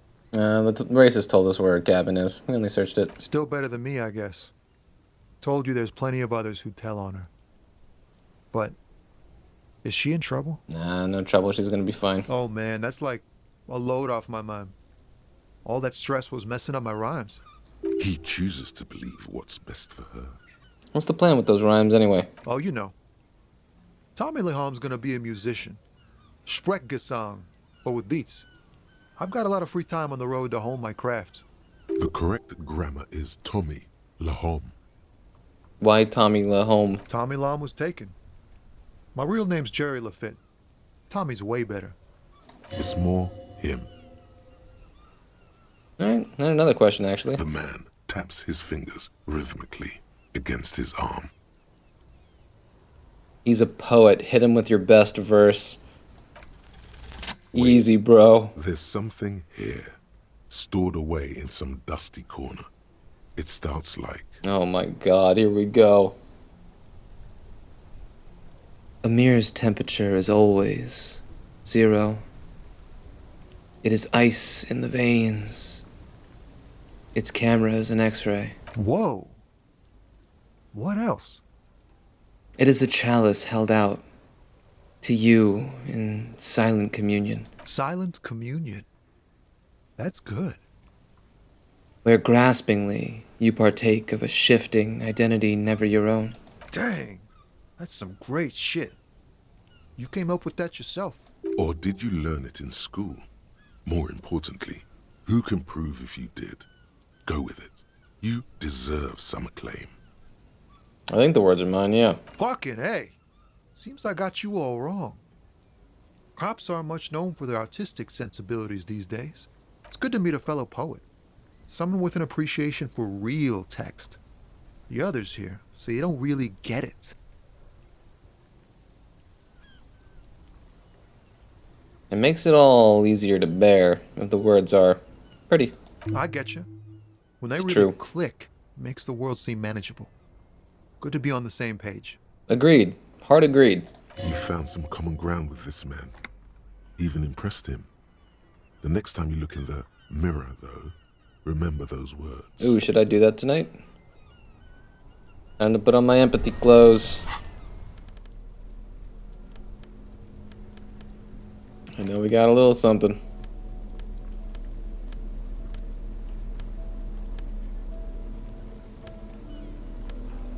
Question.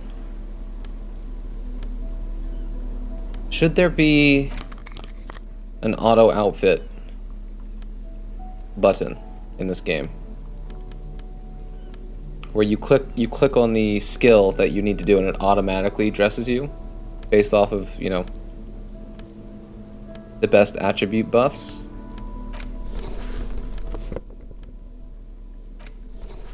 I mean, the quality of life answer is obviously, but there's something about that it ruins something, man. It ruins something, and I don't know what it is. Make way for the master poet. You see in his eyes. In his eyes, an unfamiliar longing. Flecks of brown and gold. Familiar how? It's hard to say. His gaze wanders southwest, down the street that goes beyond the horizon. What's in the southwest? Excuse me? He emerges from the reverie. A flinch jolts his frame. The question has touched a nerve. Really, you can tell me. Hell, I get longing. I felt something similar since I woke up. Man, I don't know what to say. Not much anyone can do. There's no helping in absence, you know. I miss my family. They're all I have. My wife, second kid on the way, waiting all the way in Diora. And here I am stuck in this shit, so far from home. Diora? Diora of the Seven Seas. It's on the other end of Le Caillou, pretty much. On another island called Laurentide, off mainland. We've got a little place there. Can almost hear my kid laugh when it snows. What's it like to miss someone? What's it like? Good. And bad. An ache that brings you joy. He smiles warmly. I think of them a lot. I dream up these silly scenarios in great detail of living with them. It comforts me. What about you, Cop Man? You missing someone? No, it's scarier than that. You're pursued by a hunter, smelling of apricots and sorrow, and the past. No, I feel hunted. Hunted? By what? By a shadowy figure known only to me as the ex something. An ex-wife?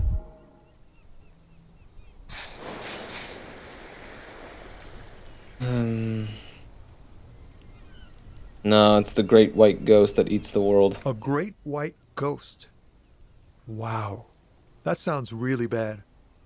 I hope that doesn't happen to my marriage.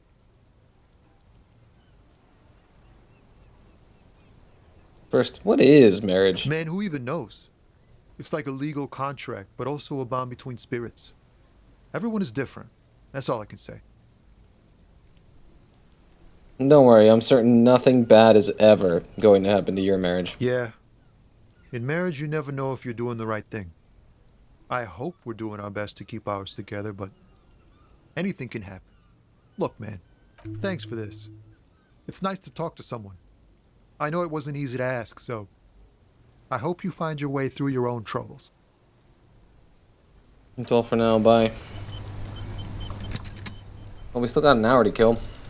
Didn't somebody say that we should talk to this crazy white-haired lady back here?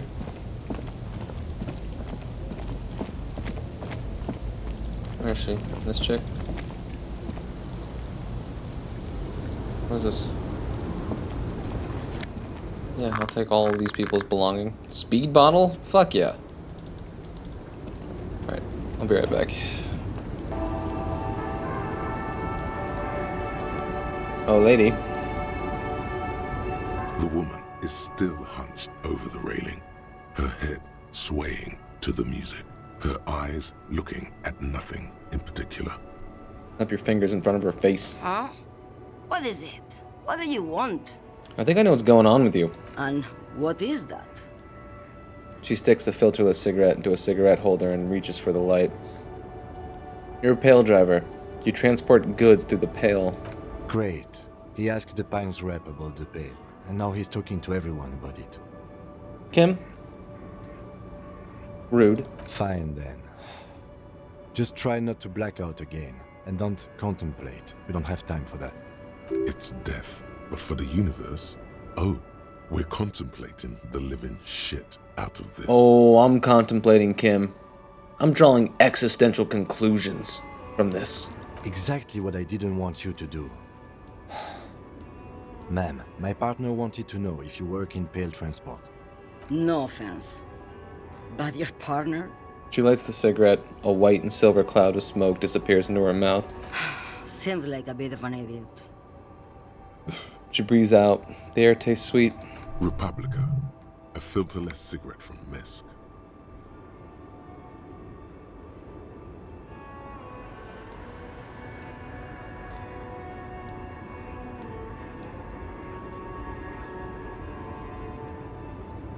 I blacked out from sheer heartbreak and lost all memory of the world. Like Gabriel Buenguerro in Segúreme, Paraíso. You're the opposite of me, then. I remember everything, even the things I never knew. Things you never knew? The smell of liquor on Gabriel's lips after the shoot. In the motor park. The roses on the day of Franco Negro's coronation. On the grand stairs of Ryle. The smoke from the Fowling piece when Dolores Day was shot. The look on her face, like an orgasm. The wound in her chest. My hand in my father's hand. Except I never had a father. And I never shot her innocent as Dolores Day. Over radiation? Heroic doses, Herifia. Heroic. Isn't that dangerous? Thought insertion? Dithering? The Grad Catalan Magistral? It's more than dangerous. It's sad. But at first I had to make a living. Now, when you've seen it all go away like that, rolling off like the sea, and then come back to this... She gestures at the square, the broken horse monument, the clanging of machines in the distance. What are we doing here?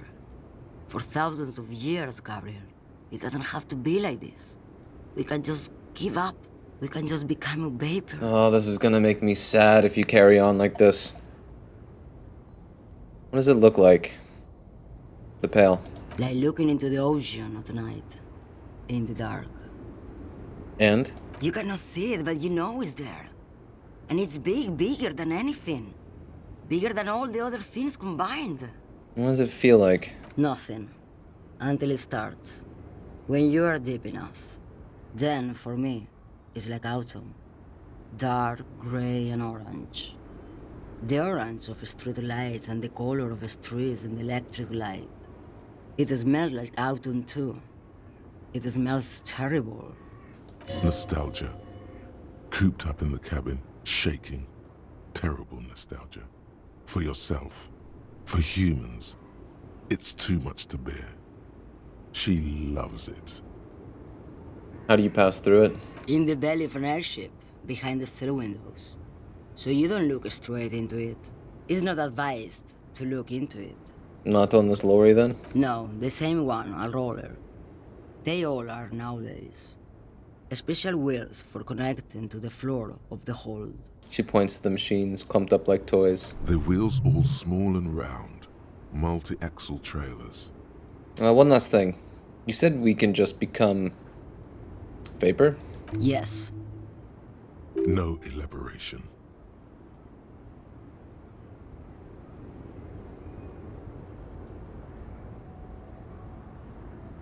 I can empathize. I feel I already have what you have, in some way. They say there is a point. One that I have not crossed. In the Pale, super deep. If you stray too far, of course, on the U41A. Or in Lomonosov's land. Where every step you take is one step further from home. No matter the direction. It's a point you cannot come back from. Your mind becomes so radiant with the past, there is a flip. Instead of writing, it erases memory, nearing some kind of indescribable finale. Maybe you've been down the motorway south? She looks at her cigarette. It's almost out. She has swallowed it hungrily, then at you. The motorway south? It's a story as lone horsemen tell. Lone horsemen, Jerife, not Pale drivers. Way beyond the established Pale that's lit by radio frequencies. where it goes silent and dark, and the process begins. Erasure, kilometer by kilometer, in any direction. The motorway south is a road you cannot come back from. In the center of this town, there's a ghostly motorway, she sang. It takes all the people where they want to stay. They say I've been away on a kind of holiday. What is at the end of the motorway south? No one knows what's at the end. I've only glimpsed the beginning. I've only felt it in the distance when I was a child. A child rowing on the lake. Ma'am? Josiane. A sigh escapes her lips in silence as she stares within herself.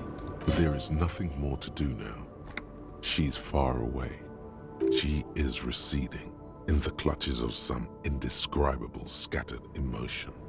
A child descending. You've fried both your brains enough for today, detective. He inspects her, no response. Let's get some air.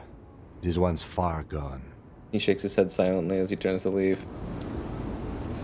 That did make me sad. Okay. What's this thought?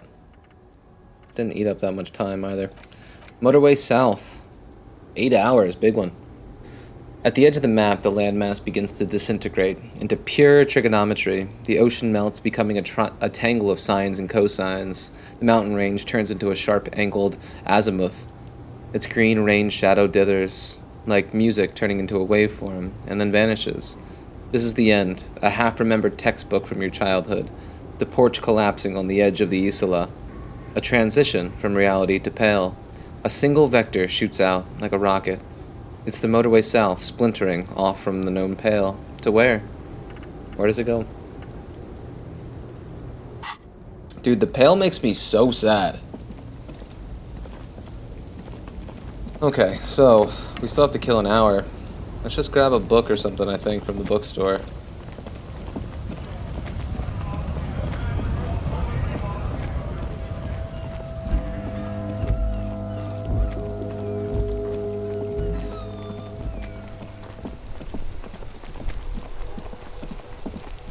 Hopefully I can still go in here. No, I don't think so. I think it's closed.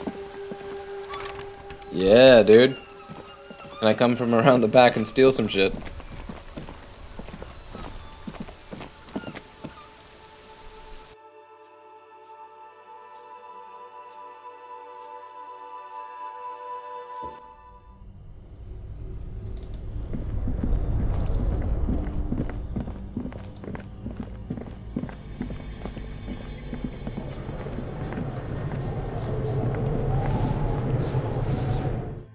Can I just talk to someone and, like, just click through dialogue?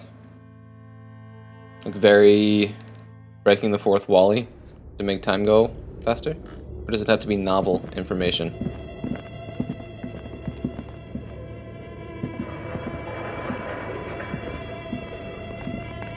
Oh, this way. What? Poor animals. No rest for their bodies after death.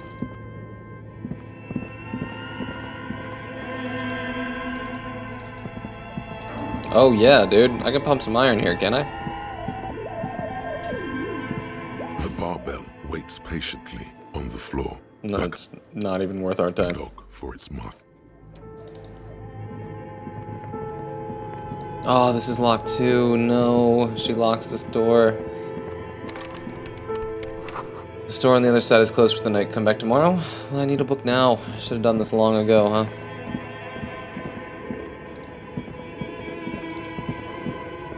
Okay, we'll go do some shit, I guess.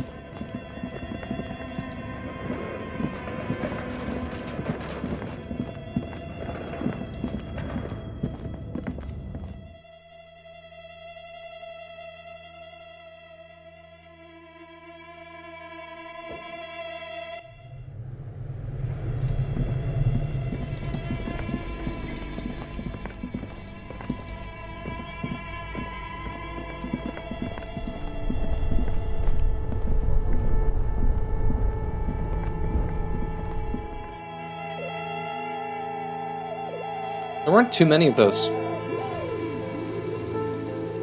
pry bar containers. I don't think we saw too many. Okay, so let's head over the waterlock again.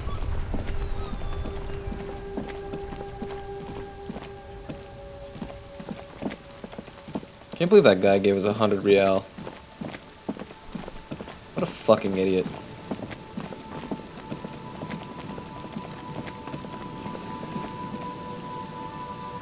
Nothing over here? There's no way I haven't checked this before. Okay.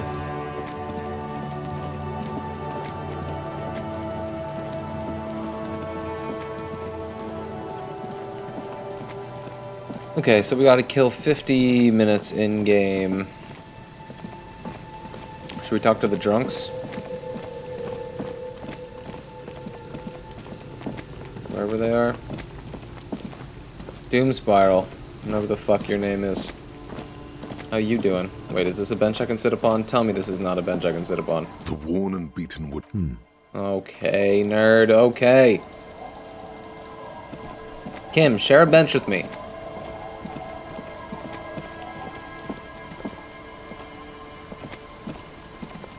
We have to go all the way around, okay? Okay.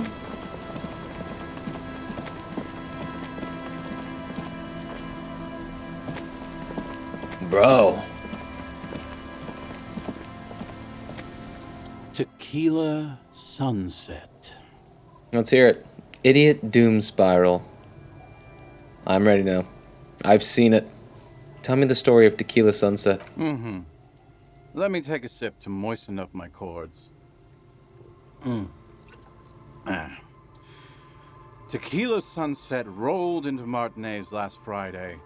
And by Tequila Sunset, I mean you, the man, the myth. Wait, did we meet on Friday? Hey, let's not jump ahead of ourselves. This is your story. Stop interrupting. He takes another sip, then continues. You got here on Friday to solve a case, hoping to be the early bird who gets the worm. And by the worm, I mean the buzz. Because as far as I know, all you did was get pissed drunk.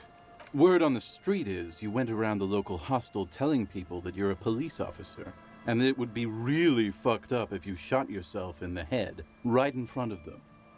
That's pretty high concept, if you ask me. We did that in one of these sessions. It is. The lieutenant's brow is furrowed. He's listening as casually as he can.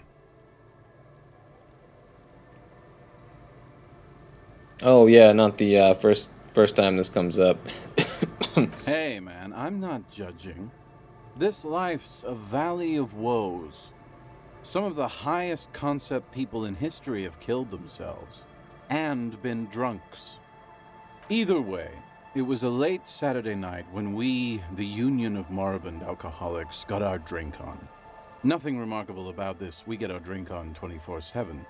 Makes everything warm and glowy. I trust you know the feeling.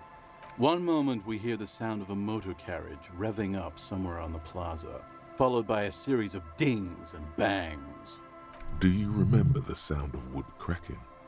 The billboard? Naturally, loud noises pique the interest of anybody owning a pair of ears. That's just the reality we're in. Naturally. Anyway, there was a brief silence. A gasp of silence, if you will. Followed by a real commotion. We heard the carriage careening towards the coast at top speed. Sounded like someone jumped the canal. We grabbed our brewskis and rushed to the jetty. Never underestimate the speed of an alcoholic. What we saw was a sight to behold. A beat-up police carriage containing you. Right there on the beach, you revved the engine and screamed at the top of your lungs, "The time hath come!"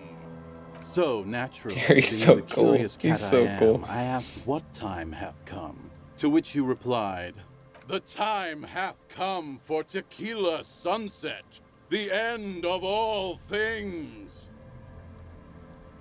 Every word I said was true. Tequila Sunset will break the looms of reality. Yeah, looms. Why not? Then you jammed the pedal and plowed right off the jetty and through the ice. The muscles in your right leg tense up. We ran towards the ice whilst you crawled your way out, miraculously unhurt, covered in seaweed and shit. like some kind of sea monster. I think that delivery was supposed to be in seaweed and shit. Not in seaweed and shit. Shit was supposed to designate a miscellany of other things, as opposed to being literal shit, but that's not how the actor conveyed it. When we finally got there, you were sitting on the beach crying. You said that your badge and uniform were in the car. It was too late to get in there, though. The carriage had sunk too deep. In this way, you and your motor carriage have a lot in common. Recognizing a brother in need, we offered our condolences and invited you to party with us, which you naturally agreed to.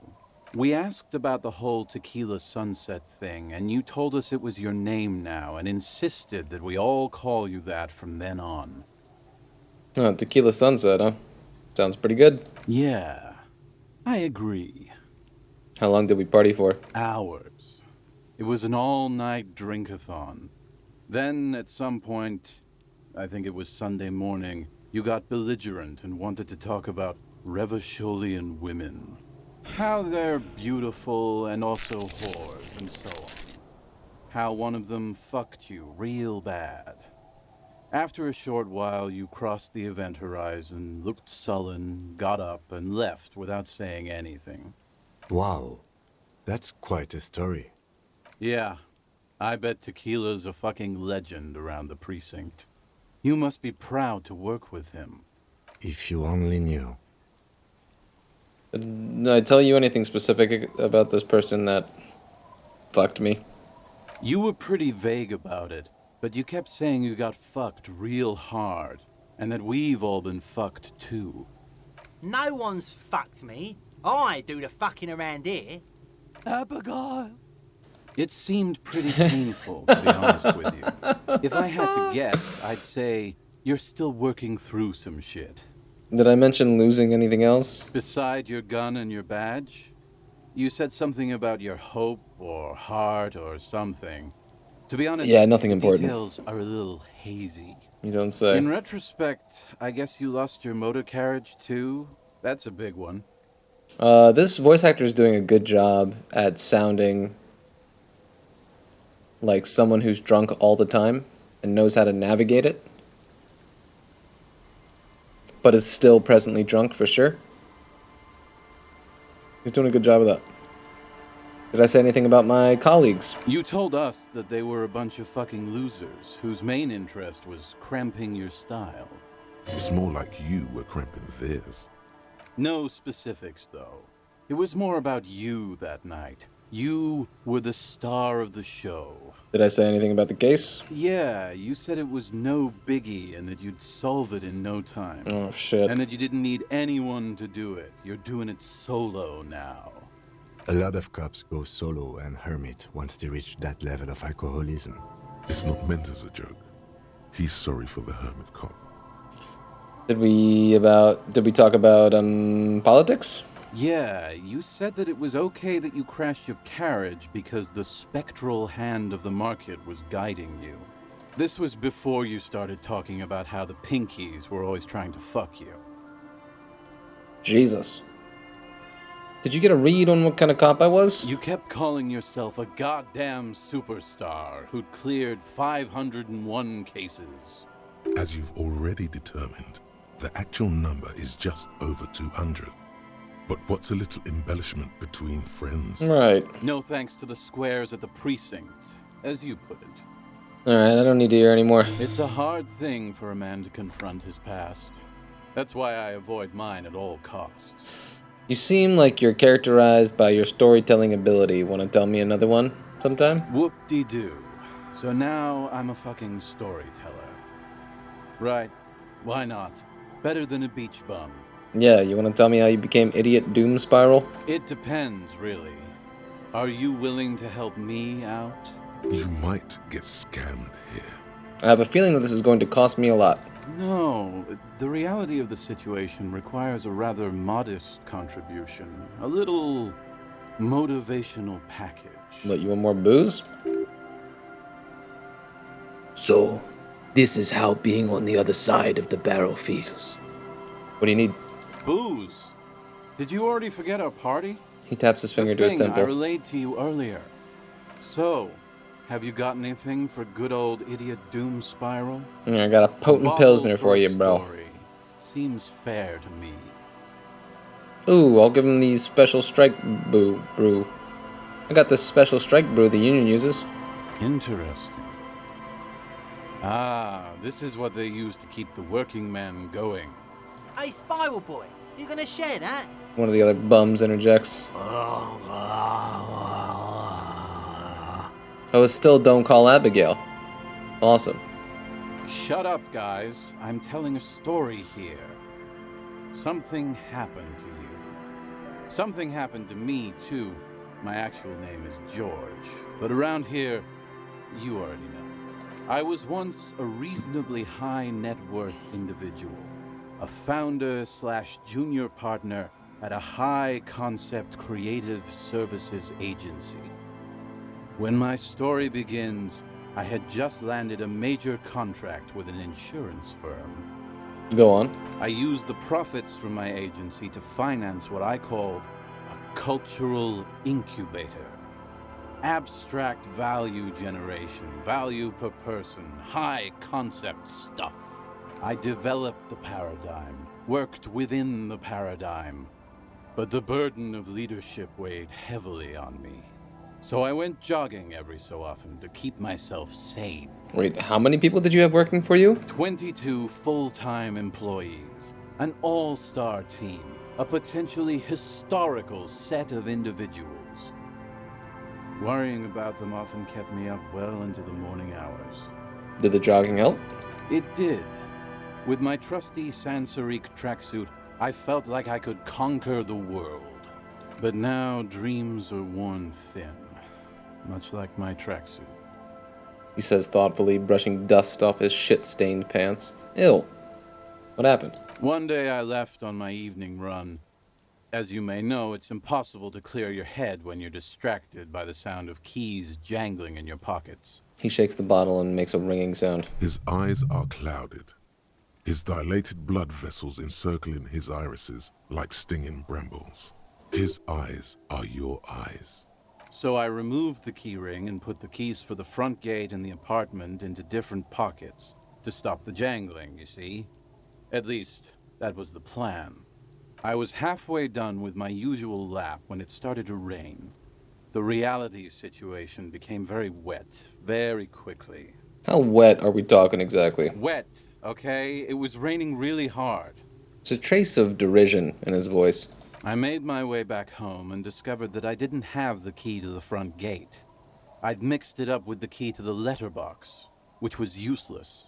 Naturally, the situation required me to climb over the gate, which I did. There was no climbing down because I slipped and landed on my ass. No, I would have landed on my feet. Turns to Kim. I got feline reflexes. Whatever. The point is, reality was looking rather grim just then. Me lying on my ass in a mud pit in the middle of a heavy shower. But when life knocked me down, I always got up. So I made my way across the yard. Standing in front of my apartment door, fumbling with my pockets, I realized that I'd also forgotten my apartment key. You've got to be shitting me. I wish I were, Tequila. I wish I were. He turns his head towards the skies. Instead of my apartment key, I'd taken the key to the office. Okay, so what happened next? I rang my neighbor's buzzers. It was late, and most of them didn't even answer. Those who did assumed I was trying to sell them something and hung up before I could even explain the situation. People are naturally wary of ad men, you see. One moment someone chats you up, 5 minutes later you've bought a box of edible lingerie and a strap-on. I don't begrudge them, especially since I was known to be one of the best. He pauses meaningfully. Heavy is the head that wears the crown. Just then, I experienced a moment of clarity. I still had the key to my office. I could wait out the storm there. But when I reached my office, I remembered that I'd asked one of my producers to change the locks that day. And since I hired only the best, he'd already done it, and I couldn't get in. Anyway, long story short, life spiraled out of control. I haven't gotten into my apartment for years, and my girlfriend left me because she didn't want to date a homeless man. The company, well, you see where I'm going with this. So, now you've heard my tragic tale. What do you think? Like nothing you've ever heard, huh?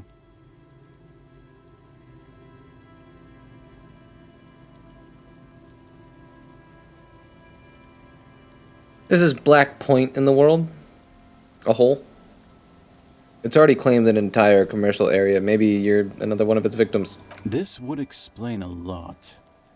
I always believed it wasn't my fault that I ended up homeless on the beach with these two bums. He looks at his partners with a glint of sadness. God bless them, though. I'd be alone without them. Anyway, that was all the story. We still got 16 minutes to go. Almost empty, this one. Why do you keep losing all your stuff? Good fucking question, Tequila. If I knew the answer, you think I'd be hanging out on a beach in this formerly premium but now extremely dirty two-piece Lycra tracksuit? I used to own my reality situation. My business buddies and I had our own creative services agency. I had a nice apartment, an even nicer piece of ass. But somehow it all got away from me. Now I can't hang on to anything. Just last week I stole this nice new jacket, but then I lost it too. The only things I haven't lost are these two drunks. You of all people should empathize with this. Perhaps this lost jacket is something you could help with? What was the name of your agency? My agency, man. The Boom Boom Room. Our concept was combining high art with the lowest forms of marketing. The color red, breasts, and oil painting.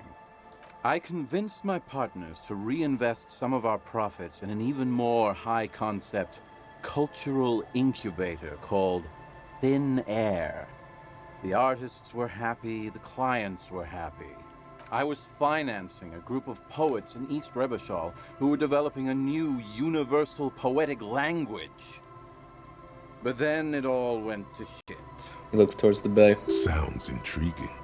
What say you, Art Cop? If it sounds like it makes no sense, that's because it doesn't.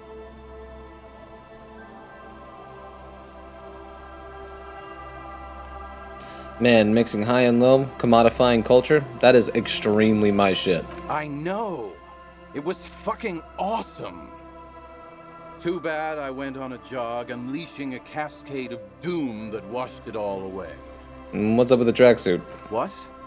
You've never seen 100% Lycra before?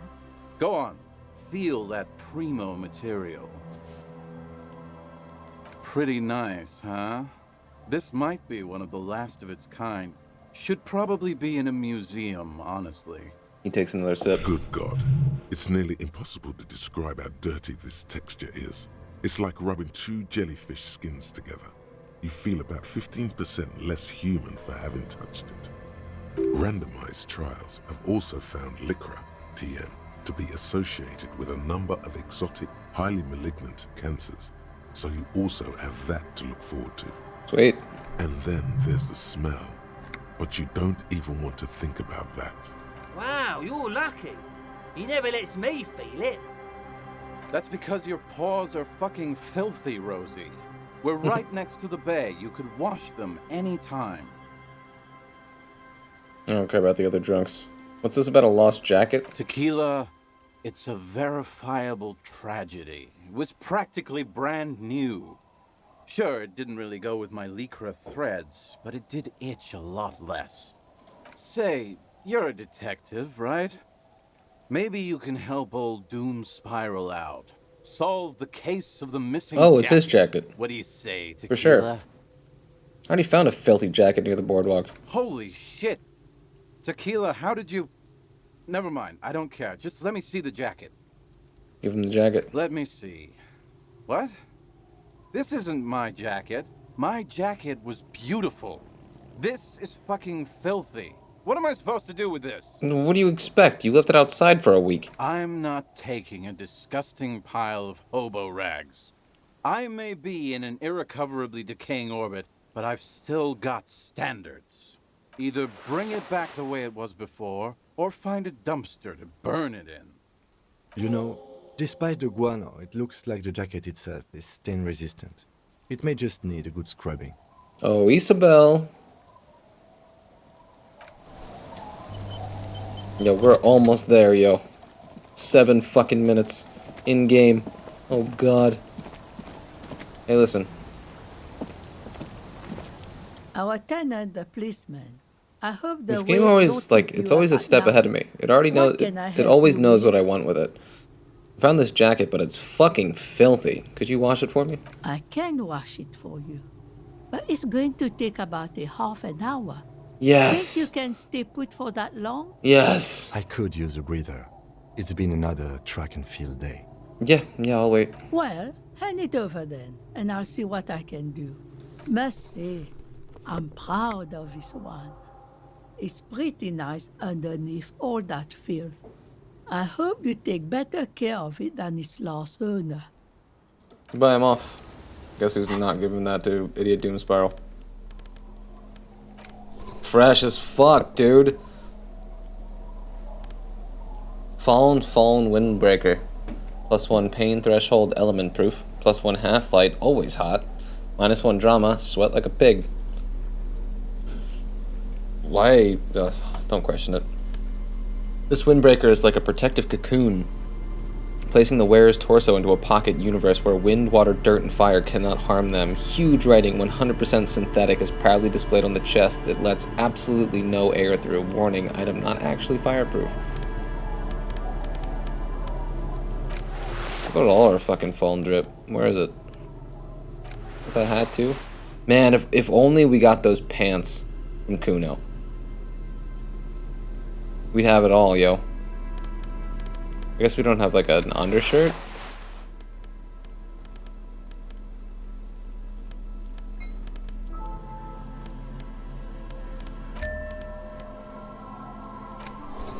There we go. That looks pretty good.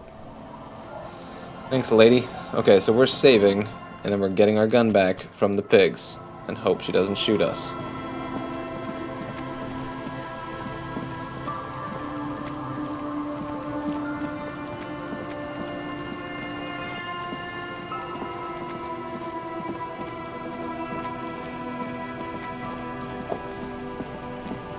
We've been waiting a long time for this shit. What was the thought, dude? You can imagine why. Falls become terrible sometimes. Don't make me sad again, game. Don't make me fucking sad again. You hear me? Where is she?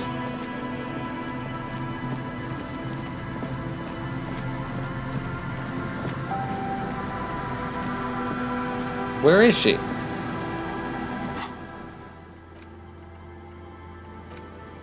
Someone's been running around with your sidearm pretending to be a police officer. You must meet her near the old fishing market at 2200 and get your service weapon back. Just walk past the fishing village until you see the boardwalk.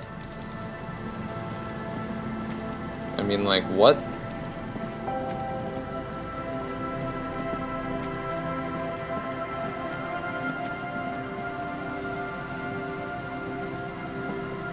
Hello?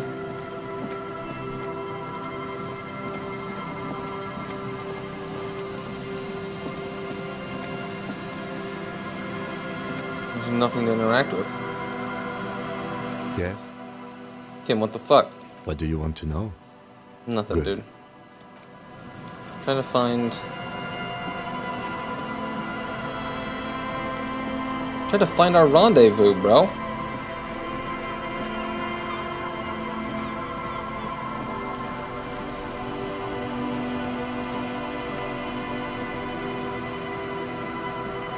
Maybe the area needs to, like, load first. Should I go in the church real quick?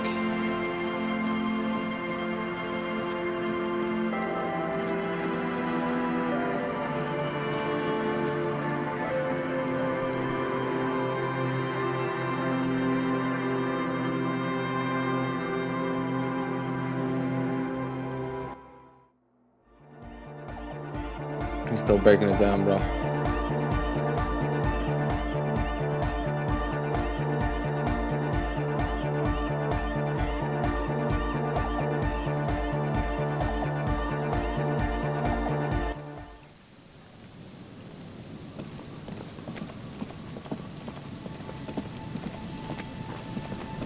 This is the boardwalk, dude. Oh my god!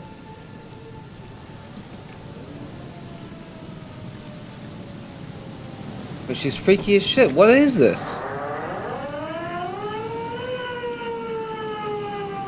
What the shit is happening? Alright, let's go. Put your hands where I can see them. The aging woman under a mountain of police paraphernalia mumbles to herself, then notices you and reaches for the megaphone. Show me your hands. This is the pigs. Show me your hands.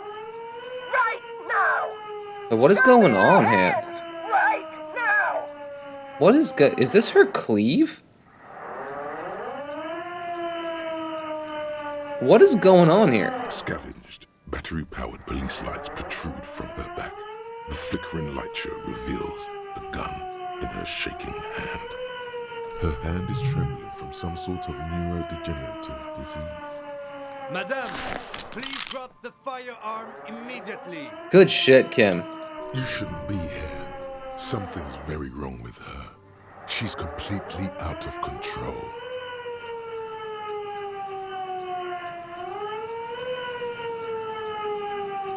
Man. We just say we can get ridiculous with it. No, the terror is mine. I collected it. Failure to comply. Suspect is displaying aggression. Officer, under duress. Officer, under duress. Her eyes bulge with terror. Veins protrude on her forehead. I am the police. Don't move. Don't move. Hands on your head. Suspect is armed and dangerous. I'm not moving. Suspect is on the loose. Suspect at large. Officer, Dude, how wild is this scene? This is insane. That one extra lick with a baton or extra knee strike above was what was actually required. Suspect is under control. Suspect is under control. Be careful, detective. Don't do anything that might set her off. Oh, the situation looks bad. Calm yourself. Steady your breathing. You have to go for the gun sooner or later. Perhaps you can learn crucial facts before you do. Thanks, Rhetoric. This is dangerous. Your Oh, senses man. are certain you always leave your gun loaded.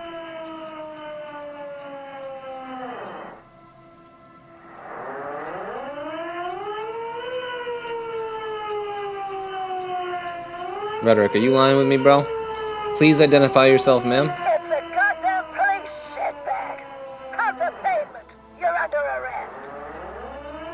As she waves her hands, you notice familiar-looking ampoules and packets sticking out of the mountain of police gear on her back. Medicine or drugs? Are you on drugs? Confiscated contraband. Restricted access. 2 kilos missing. Eyewitness report compromised. Dude, I don't what think is she's on happening? drugs. Being off drugs might actually be the problem here. Oh. We can solve this peacefully. Please lower the weapon. Officer, you need assistance. Suspect at large. Get on the ground. Ma'am, please. We want to help you, but you need to lower that weapon. Let's just talk, alright? Disturbance reported. Authorized deadly force. Sector, take the shot. Big red key. Big red key. Big red key? That's code for the battering ram. Cop talk. You know this. And I? We can't leave. A delirious civilian is pointing a firearm at us. Your firearm. You need to solve this. God. Oh my god. It's been an unlucky day. It's been an unlucky day. Here we go. Here we go. Time to get my gun. She's frantic, confused, teetering under all that gear. There's an opening No! if you just move fast enough. If not, the lieutenant's got her in his sights.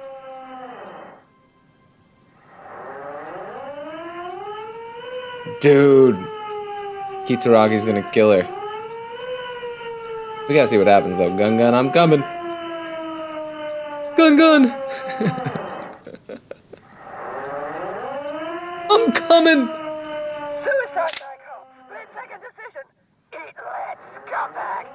In your peripheral vision, the lieutenant releases the half-squeezed trigger. God, I almost blew her head off.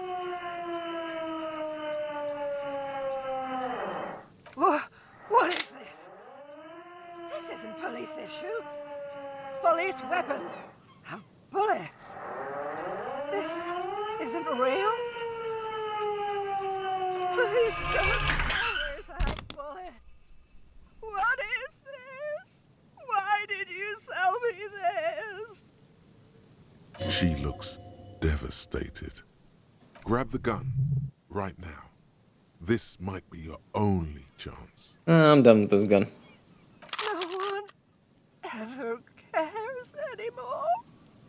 Why would they treat me like this? Dude, what is happening? Oh, well. We need to figure out what to do with her now. Nobody's ever around. Nobody ever comes to visit me. You tried to kill me! I don't think she actually... You're right, of course. This could have been very bad. What do you think is happening to her? She's in a stupor. I've seen this before.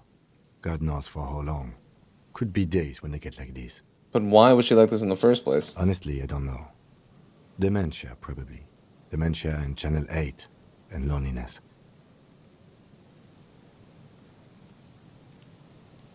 Yes, this is what happens when you listen to too many cop shows on the radio. There's a bit more to this than that. I don't think so. Right now, we need to decide what to do with her. Should we arrest her? I don't think there's any need for that. In her current state, and without a gun, she isn't really a threat to anyone. Dude, the pigs is wild. She's a freak. Let Titus know. This is a perfect problem for the local peacekeepers to handle. They might even know her family. Yeah, I don't want to endorse the Hardy Boys' inflated sense of self-worth. They're not cops. We are. Okay, that settles it. I'll contact my station after we wrap it up for the day. They can contact the sanitarium and handle the logistics. But I think we're done here for now. Let's head out. This is done. Please, leave the radio on.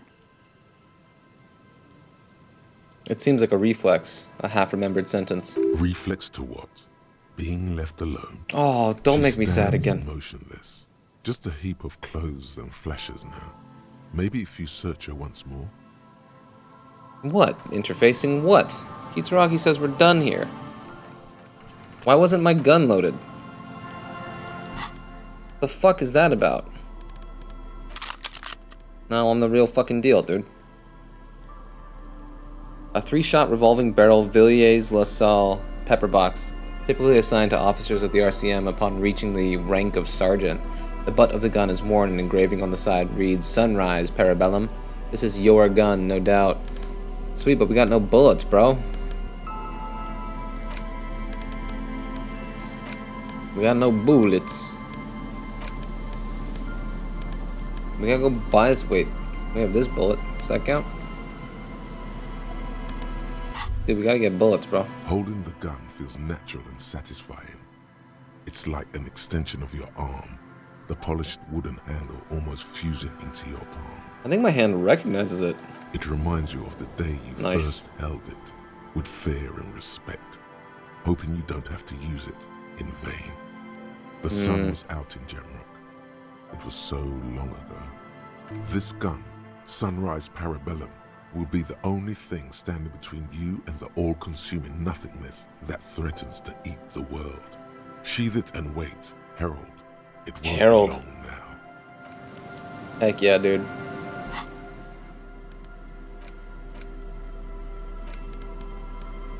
Stop telling me there's new things to interact when it's just my bag full of new bottles. The woman stands slumped. She looks catatonic under her mountain of RCM paraphernalia. Is one of those things a police cap? I want to do all of these things. She doesn't even flinch. Nice. As you reach out and disentangle the familiar-looking lieutenant's cap from her mountain of RCM paraphernalia. What if she really liked that, though? Is that yours? Maybe. Probably. You know me. It's your hat. Confiscate the narcotics. You take the file of Peralidin and speed bottle. Speed as evidence, obviously. Of course, of course. She didn't consume them. She didn't look high. She confiscated them. A little like you are doing now. You're taking those, are you? Listen to him, for once. Fine, you take them then. Thank you. I'm doing this to help you. You Yeah, need to yeah, focus yeah. on the case. He's grateful you did this. Shake her shoulder. The old woman doesn't react to your touch. Alright, bitch. Trying to help, but... Oh, it's so dorky. RCM Lieutenant's cap, +1 authority, member of an organization. The cap is sturdy and comfortable and seems to retain its form very well. It fits you perfectly. The inside of it smells like cheap tobacco and typewriter ink. It feels somehow familiar. Perhaps it too is yours, though how the pigs got it is a mystery. Let's see what we fucking like look like, you know? Did we have like a shirt that was ours? No, no, no. It was originally ours.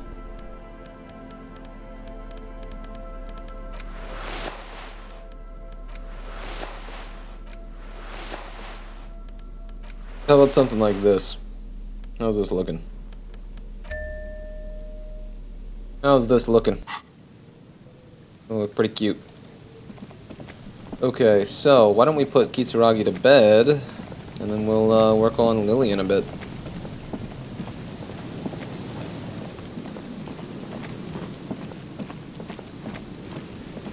Not this way. This way. We found it. I don't know if we'll do that more. We'll do that after Lillian. Dude, oh my god. Oh my god, we're almost done. I'm gonna be bummed when it's over. Or no, not bummed. I'm gonna be immensely satisfied, but there's gonna be a gaping hole in my heart. You know the feeling. You play the same game for a month. Alright, Kim. You going to bed, bro? It's getting cold. This late in the night. Time to call it a day. Hi, Kim. Good night, officer. We'll meet in front of the shack in the morning. Yes, sir. You sure will.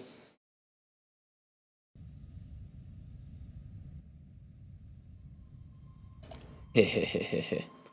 Wasn't there something that I was going to do in the mirror? Should I do that real quick? No, we can do it post Lillian.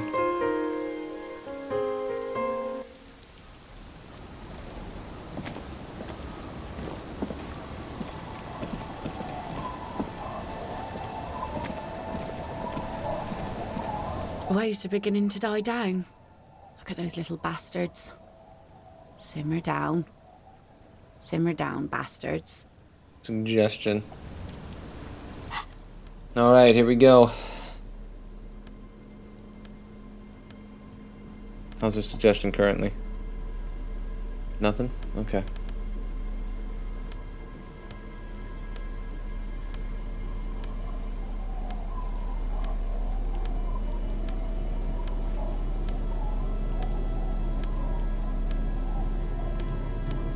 Damn it, dude.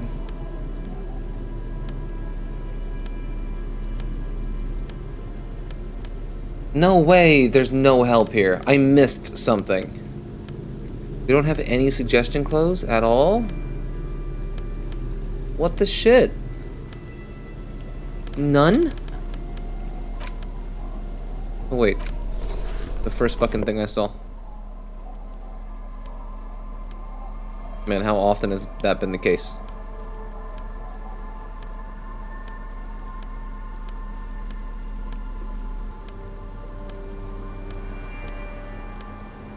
There is something about this that, like, my brain doesn't like doing. It doesn't catch on to the words right or something. Okay, yeah. +1 suggestion, there it is. Well, this is not going to be an easy check. We have 3. We have plenty of level ups, though. Okay. Do we have anything that's, like, fucking up our suggestion? Doesn't seem like it. Alright, let's give it a go. The waves are beginning to die down. Oh, God. Look at those little bastards. Simmer down, bastards. Oh, yes, she does. You need to get your drink on. There is no other way for human beings to procreate. Not after 6,000 years of yeast cultivation-based mating rituals. Since the dawn of mankind, Al Ghul has watched over the reprocreation of our species. Lay with me. Let's celebrate the Ghul. Now, there's a whole shipment of big words. May mankind be plentiful, I guess. Can I get back to my nets now? She doesn't even understand you asked her out. Perhaps you're too sober to pull it off right now. Try again later. You know I'll sip, dude. You know I will.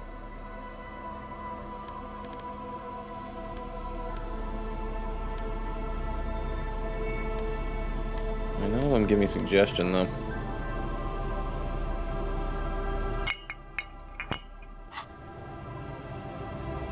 God, it happens all the time. It has to be in my good hand or something, or it doesn't work. Nice. Drunk.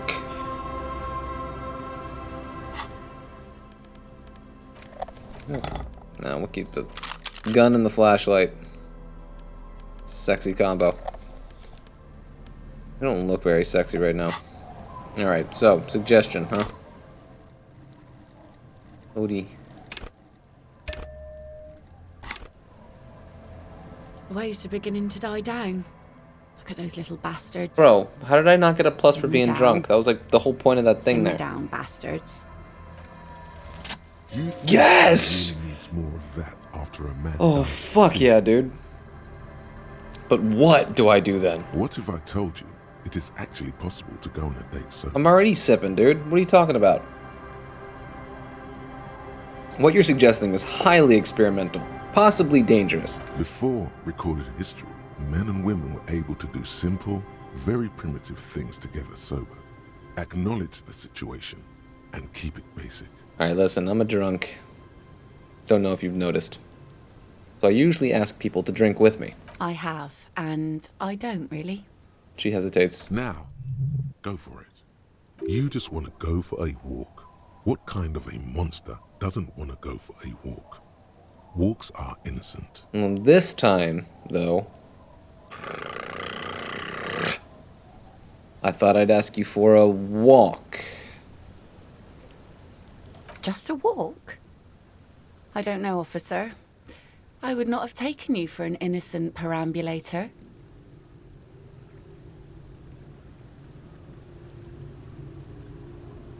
Is that a yes, ma'am? Is the walk happening? Where would this walk take us, officer? You know where it's taking us, Nothing baby. creepy, strange, or out there. Keep it airy and simple. I need rhetoric in my own head. There's a nice view on the beach I found. Land's End. All right, I will walk with you. But you need to understand that nothing is going to happen. We're just walking. Yeah, something could happen. Yes, someone could get pushed in the water. Maybe even get laughed at. But I'm sure that's not going to happen. All right, I'll go put the kids to bed and we'll meet at Land's End in 15 minutes. She doesn't wait for an answer. You better get ready.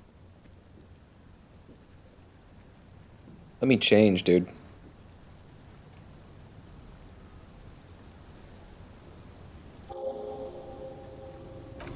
Heck yeah, dude. Alright, let's get dressed. We gotta be in party mode. We gotta be in party mode. This hat, it's party mode. This fancy tie? Party mode. I don't know, the hooker boots? Maybe. We have a better option? Nope, it's those boots. We gotta look a little strong, okay? Put on the gauntlets. Anything else? No pants, no pants. Of course no pants. How about the yellows? Just in case? No pants are better. Okay, okay. I'm nervous. I'm nervous. We gotta keep the gun out for sure, but we gotta look a little cool too, so we're gonna put away the flashlight and instead put cigarettes in our hands. There we go. Look at this combination. We are ready for a fucking date. Isabel, I'm going to fuck your daughter, okay?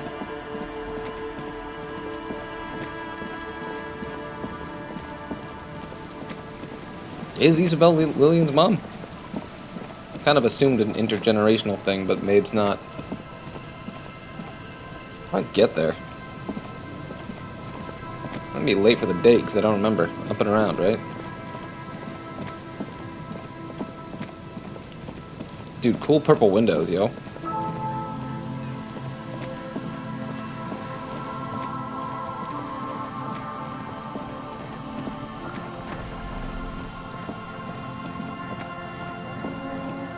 I feel like we're not walking at all. We're walking separately. We said we were gonna go for a walk, but we walked separately. And now we're just gonna stand together. What's up? Gazes steadily at the waves. A sudden gust picks up her dark hair and lets it fall again. Tousled, wild, she brushes a few stray locks from her eyes, and only then spots you approaching. Hi, so here you are. It's late and the sun is going down. It'll be dark soon. If we stay here long enough, we will be joined by a cortege of drunks and teenagers. Know that you're not the first guy to bring a girl to Land's End. This is what the locals call a make-out spot. That is not going to happen here today. I just want to make that clear, Dimples. He turns to face the sea once more. Across the rusty water, that's La Delta, the financial district. In the mist-covered distance, towers rise as a rebuke to the poverty of this coast. Maybe this was a mistake. Everything feels uncomfortable. I should leave. We gotta play it out, dude. We're ultimate simping for this chick. You seem surprised that I made it. Drinking men aren't known for keeping their appointments. It's a rock star thing, tardiness. Ew, man. There are players out here that actually say 4. Aye, you're the starriest of them all. She says with mock seriousness, then bursts out laughing as she turns to face the setting sun reflected in the waves. Her laughter is throaty and warm. It rhymes with the waves and the cries of the gulls. Ew.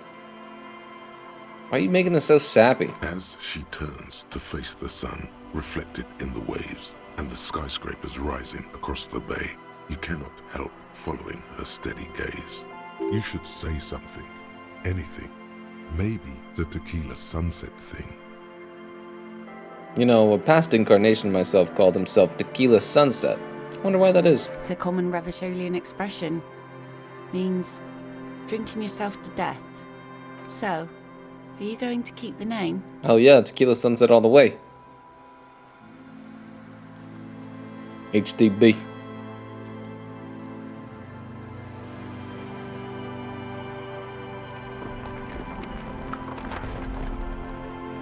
Hell yeah, Tequila Sunset all the way. Well then. She shrugs and turns toward the sunlit sea. Not terribly impressed. Not surprised either. Fair. The remains of the dying sun are reflected in the waves and the skyscrapers rising across the bay. Your mind clears the sun is for a talking right now. as your senses take it all in. Not just the glass skyscrapers, fragile looking in the shimmering air. River Esperance flowing into the bay. Isn't it strange for this all-powerful thing, the sun, to be so generous towards us? You know, the best time to go out fishing is usually towards sunset, when the water is warmer. Yeah, I mean, it also blinds us. If we look at it for like literally 8 seconds or something. Did you ever think about that? If we get within like fucking 1,000,000 miles of it, we're torched to shit. Did you ever think about that? Huh? you ever think about that we don't have access to the sun at all in terms of energy? We have to rely on the things that do, a la plants, via photosynthesis. Did you ever think of that? The sun also falls on the Capeside tenements and war-torn ruins. An old sea fortress juts out, seemingly impervious to the sheen cast over everything else, shaking you out of your reverie. The sun isn't always that great. Think of people living in desert climates with sparse vegetation and little drinking water. I like 2. Because it's incredibly insensitive. I'm sure desert people are happy with too much sunlight. Now you're just nitpicking. But I concede. Maybe desert people sometimes disagree. Is that why you named your boat the Sun? Oh, that was a bit of pride and a bit of superstition. And a bit of conceptual unity too. It being yellow and all. Just enjoy the view. There's salt in the air, and the cries of the gulls and the skuas. Grit of the sand and the green glint of broken bottles. But still your gaze always returns to the dazzling streaks of light. Dazzling. There's no dazzling there, bro. Their fading opulence. Why am I being such a Between us, nitpicky spring, douchebag summer, myself? It's entirely on our side. It's hard to do no this. matter what we do or who we are, for absolutely no reason. It's unlike no other powerful being, certainly no powerful organization or government. How can that be? 2 is so funny. 4 is dark. 3 is too simpy.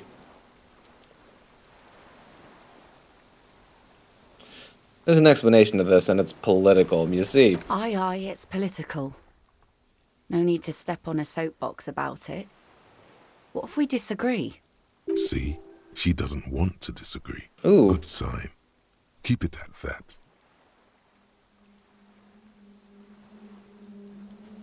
not too bad. You can probably make that eventually. You have fish hooks in your ears. These aren't real fish hooks, silly. They're earrings. Why is she shaped putting to up with look my like shit? fish hooks. A drunk She's called being, like, Rosemary flirtatious. brought them to me. I kept them. Do we know Rosemary? I feel like we've heard that name before. She's right. They're made mostly of plastic.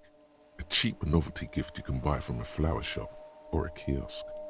The wind ruffles her hair as she looks at the setting sun. There's an interesting lilt in your voice. Thank you. I'm half Ubi. My mother was from Ubi Sunt. Not a lot of sun there, I hear, though I've never been. The wind ruffles her hair as she looks at the setting sun. You wish you were out there fishing right now?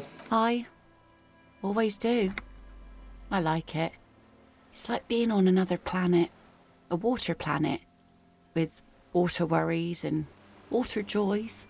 The wind ruffles her hair as she looks at the setting sun. So, who do you think killed the young man? Good one. I'm gonna go with Wrong, it was a the bullet. rope. She thinks it was a riddle. She must not even know of that business. Better that way. Here we go. Here we go. Most important check of the night. Maybe the last one of the night. Better make it count. Say Fuck! something interesting. Impossible. Dude, we rolled a 1-1. Auto fail, dude. That sucks. Critical failure. Oh my god. Can I smoke a cigarette?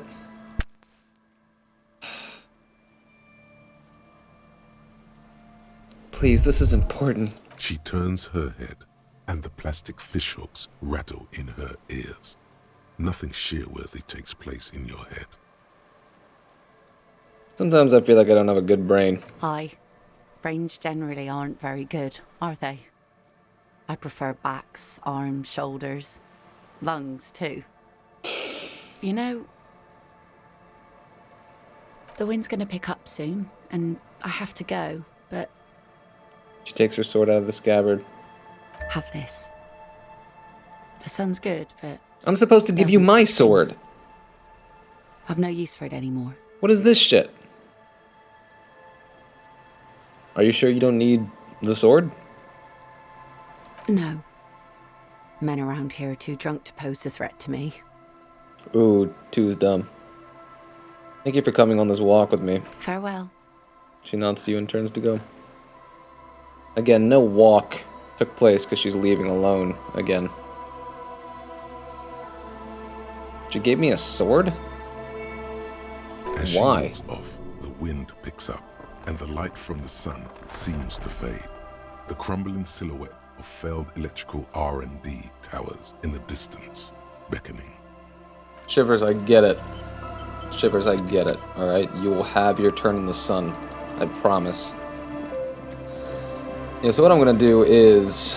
why don't we take a look at that mural again? And just see how close we are Shivers-wise to passing that check, now that we've done all of that stuff, right? We've done it all that it was suggesting of us. We haven't done this yet, but I don't know what to do there.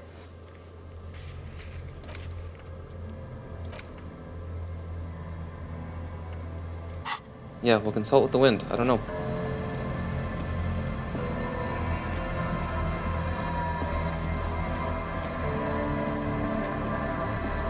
Was there anything else we had to do without Kim? I feel like that was it, but I'm also kind of remembering me saying something else. I don't care. I don't care. We'll check this mural. We're gonna look in the mirror because I think we had to do that for some reason. And then we'll head to bed. Maybe see another dream sequence or whatever. The nerds aren't here, thank God. The once bright mural towers up somewhere in Martinez. You tried to peer in. Indeed, you felt it before when it... Oh, okay, we need Kim. Alright.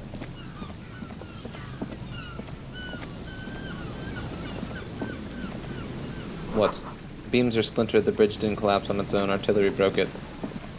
Man, good observation, bro. What the shit? Okay. Head to our cozy little shack. Actually, let's see if Lillian's with another man. Because we all know Sims get fucking clingy. That's even creepier. Isabel, I fucked your daughter. It's getting cold.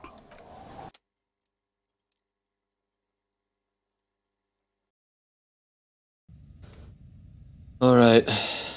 Look in the mirror. What is this? A brisk coastal wind still howls against the window of the shack. Occasionally, the waves crawl in under the foundation, producing a low hum. The room feels muffled, like you pulled your hat over your ears. Outside, it is cold and windy, but you're inside, and it feels safe and warm. What is this place to you? Sounded like the dice maker.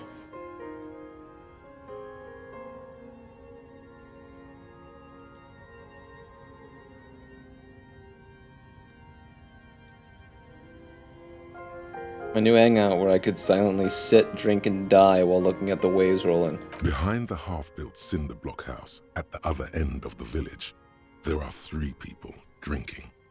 Your new crew. You don't need the old crew. Oh no, you have a new crew to get drunk with. You already were a part of their crew once. You can get drunk with them again. You're probably going to hang out there a lot, behind that cinder block house. It's where you belong. Thank you, strange sensation, for a fair assessment of the current situation. Outside, the howl of the wind has picked up. The waves crash against the stilts again. It's as if you think the thought, but in someone else's voice. Revachol forever. Man, they really leaned into the fucking me committing to the fascist thing. What are our stats currently? How are they? 22 Super Cop, 10 Apocalypse Cop. Cool. 2 Sorry Cop, 2 Boring Cop, 11 Communist, 13 Fascist. Man, we're more of an ultra-liberal now. 4 Moralists, 14 Good Cop, Bad Cop, 1 Honor. Okay, cool. Head to bed. Let's have a dream. Have a dream about it. The bed is comforting. The bed underneath you is soft, if lumpy. Waves wash the sand underneath the hut, then grow distant to your ear. In the quiet hum of the organic heater, you fall asleep. Like a deftly cast fishing net, sleep pulls you out of the world and into its dark shore. The rough mesh chafes, tightening around you, it digs into your brain. Dark Shore my ass, I know what this is. How have things been going for you out there? Helped anyone lately? Saved anyone lately? Murdered anyone lately? This bastard isn't even listening to you. Because you know you are a murderer. A disco music listening psycho killer who offs poor people.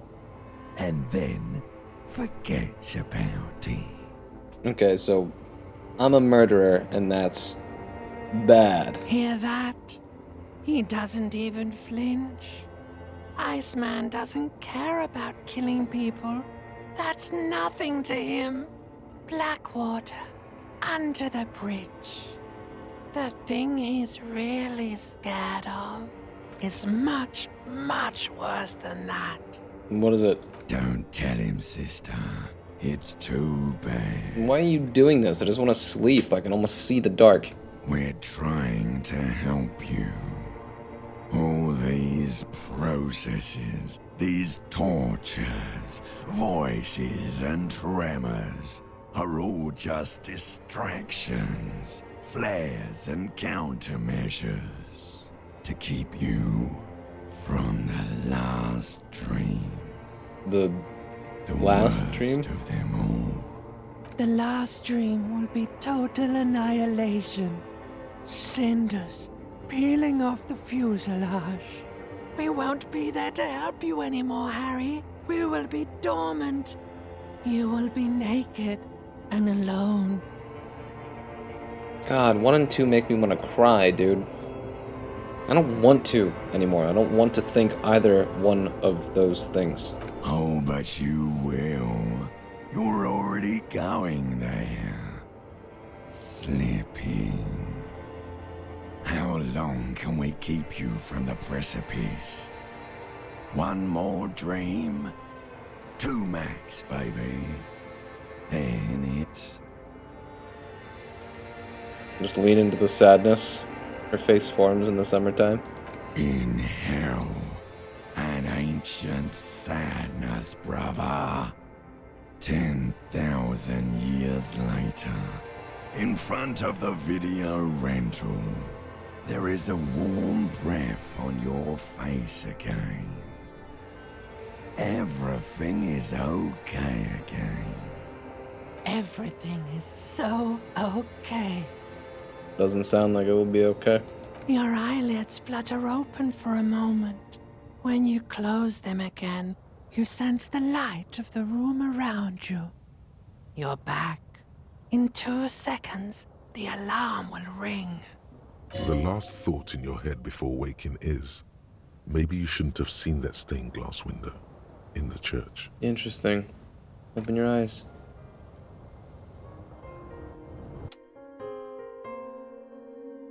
More sadness. Yay. Well, we got our fucking gun back, team. Why am I sitting in this chair?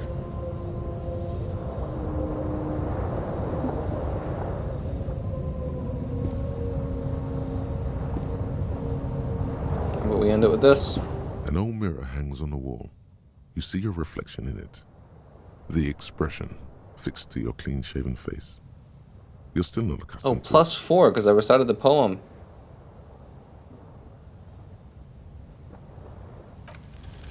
It's like something snaps in you. A nerve ending. A thought. A sadness. Your face in the mirror is suddenly clean of the layer that had distorted it for God knows how long. Just like that, it's over. The running gag that your life had become. A sad old man looks back at you. Let the mirror be for now. Oh my god, dude.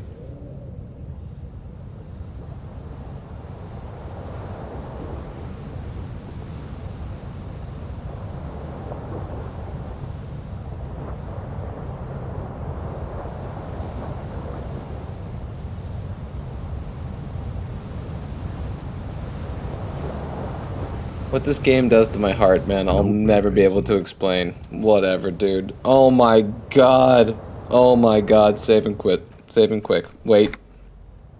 Kim. Kim. Kim.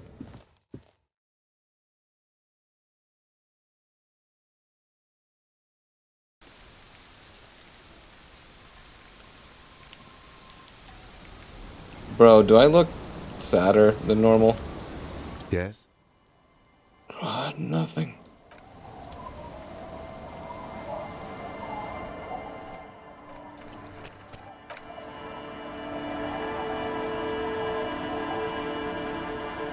This fucking game. Okay, main menu. Well, we got our gun back. We went on a date. Killed a bunch of time, just doing random shit. But we are certainly coming up on the end. Hold on to your butts, people. Alright, I'm heading to bed. Thanks for watching.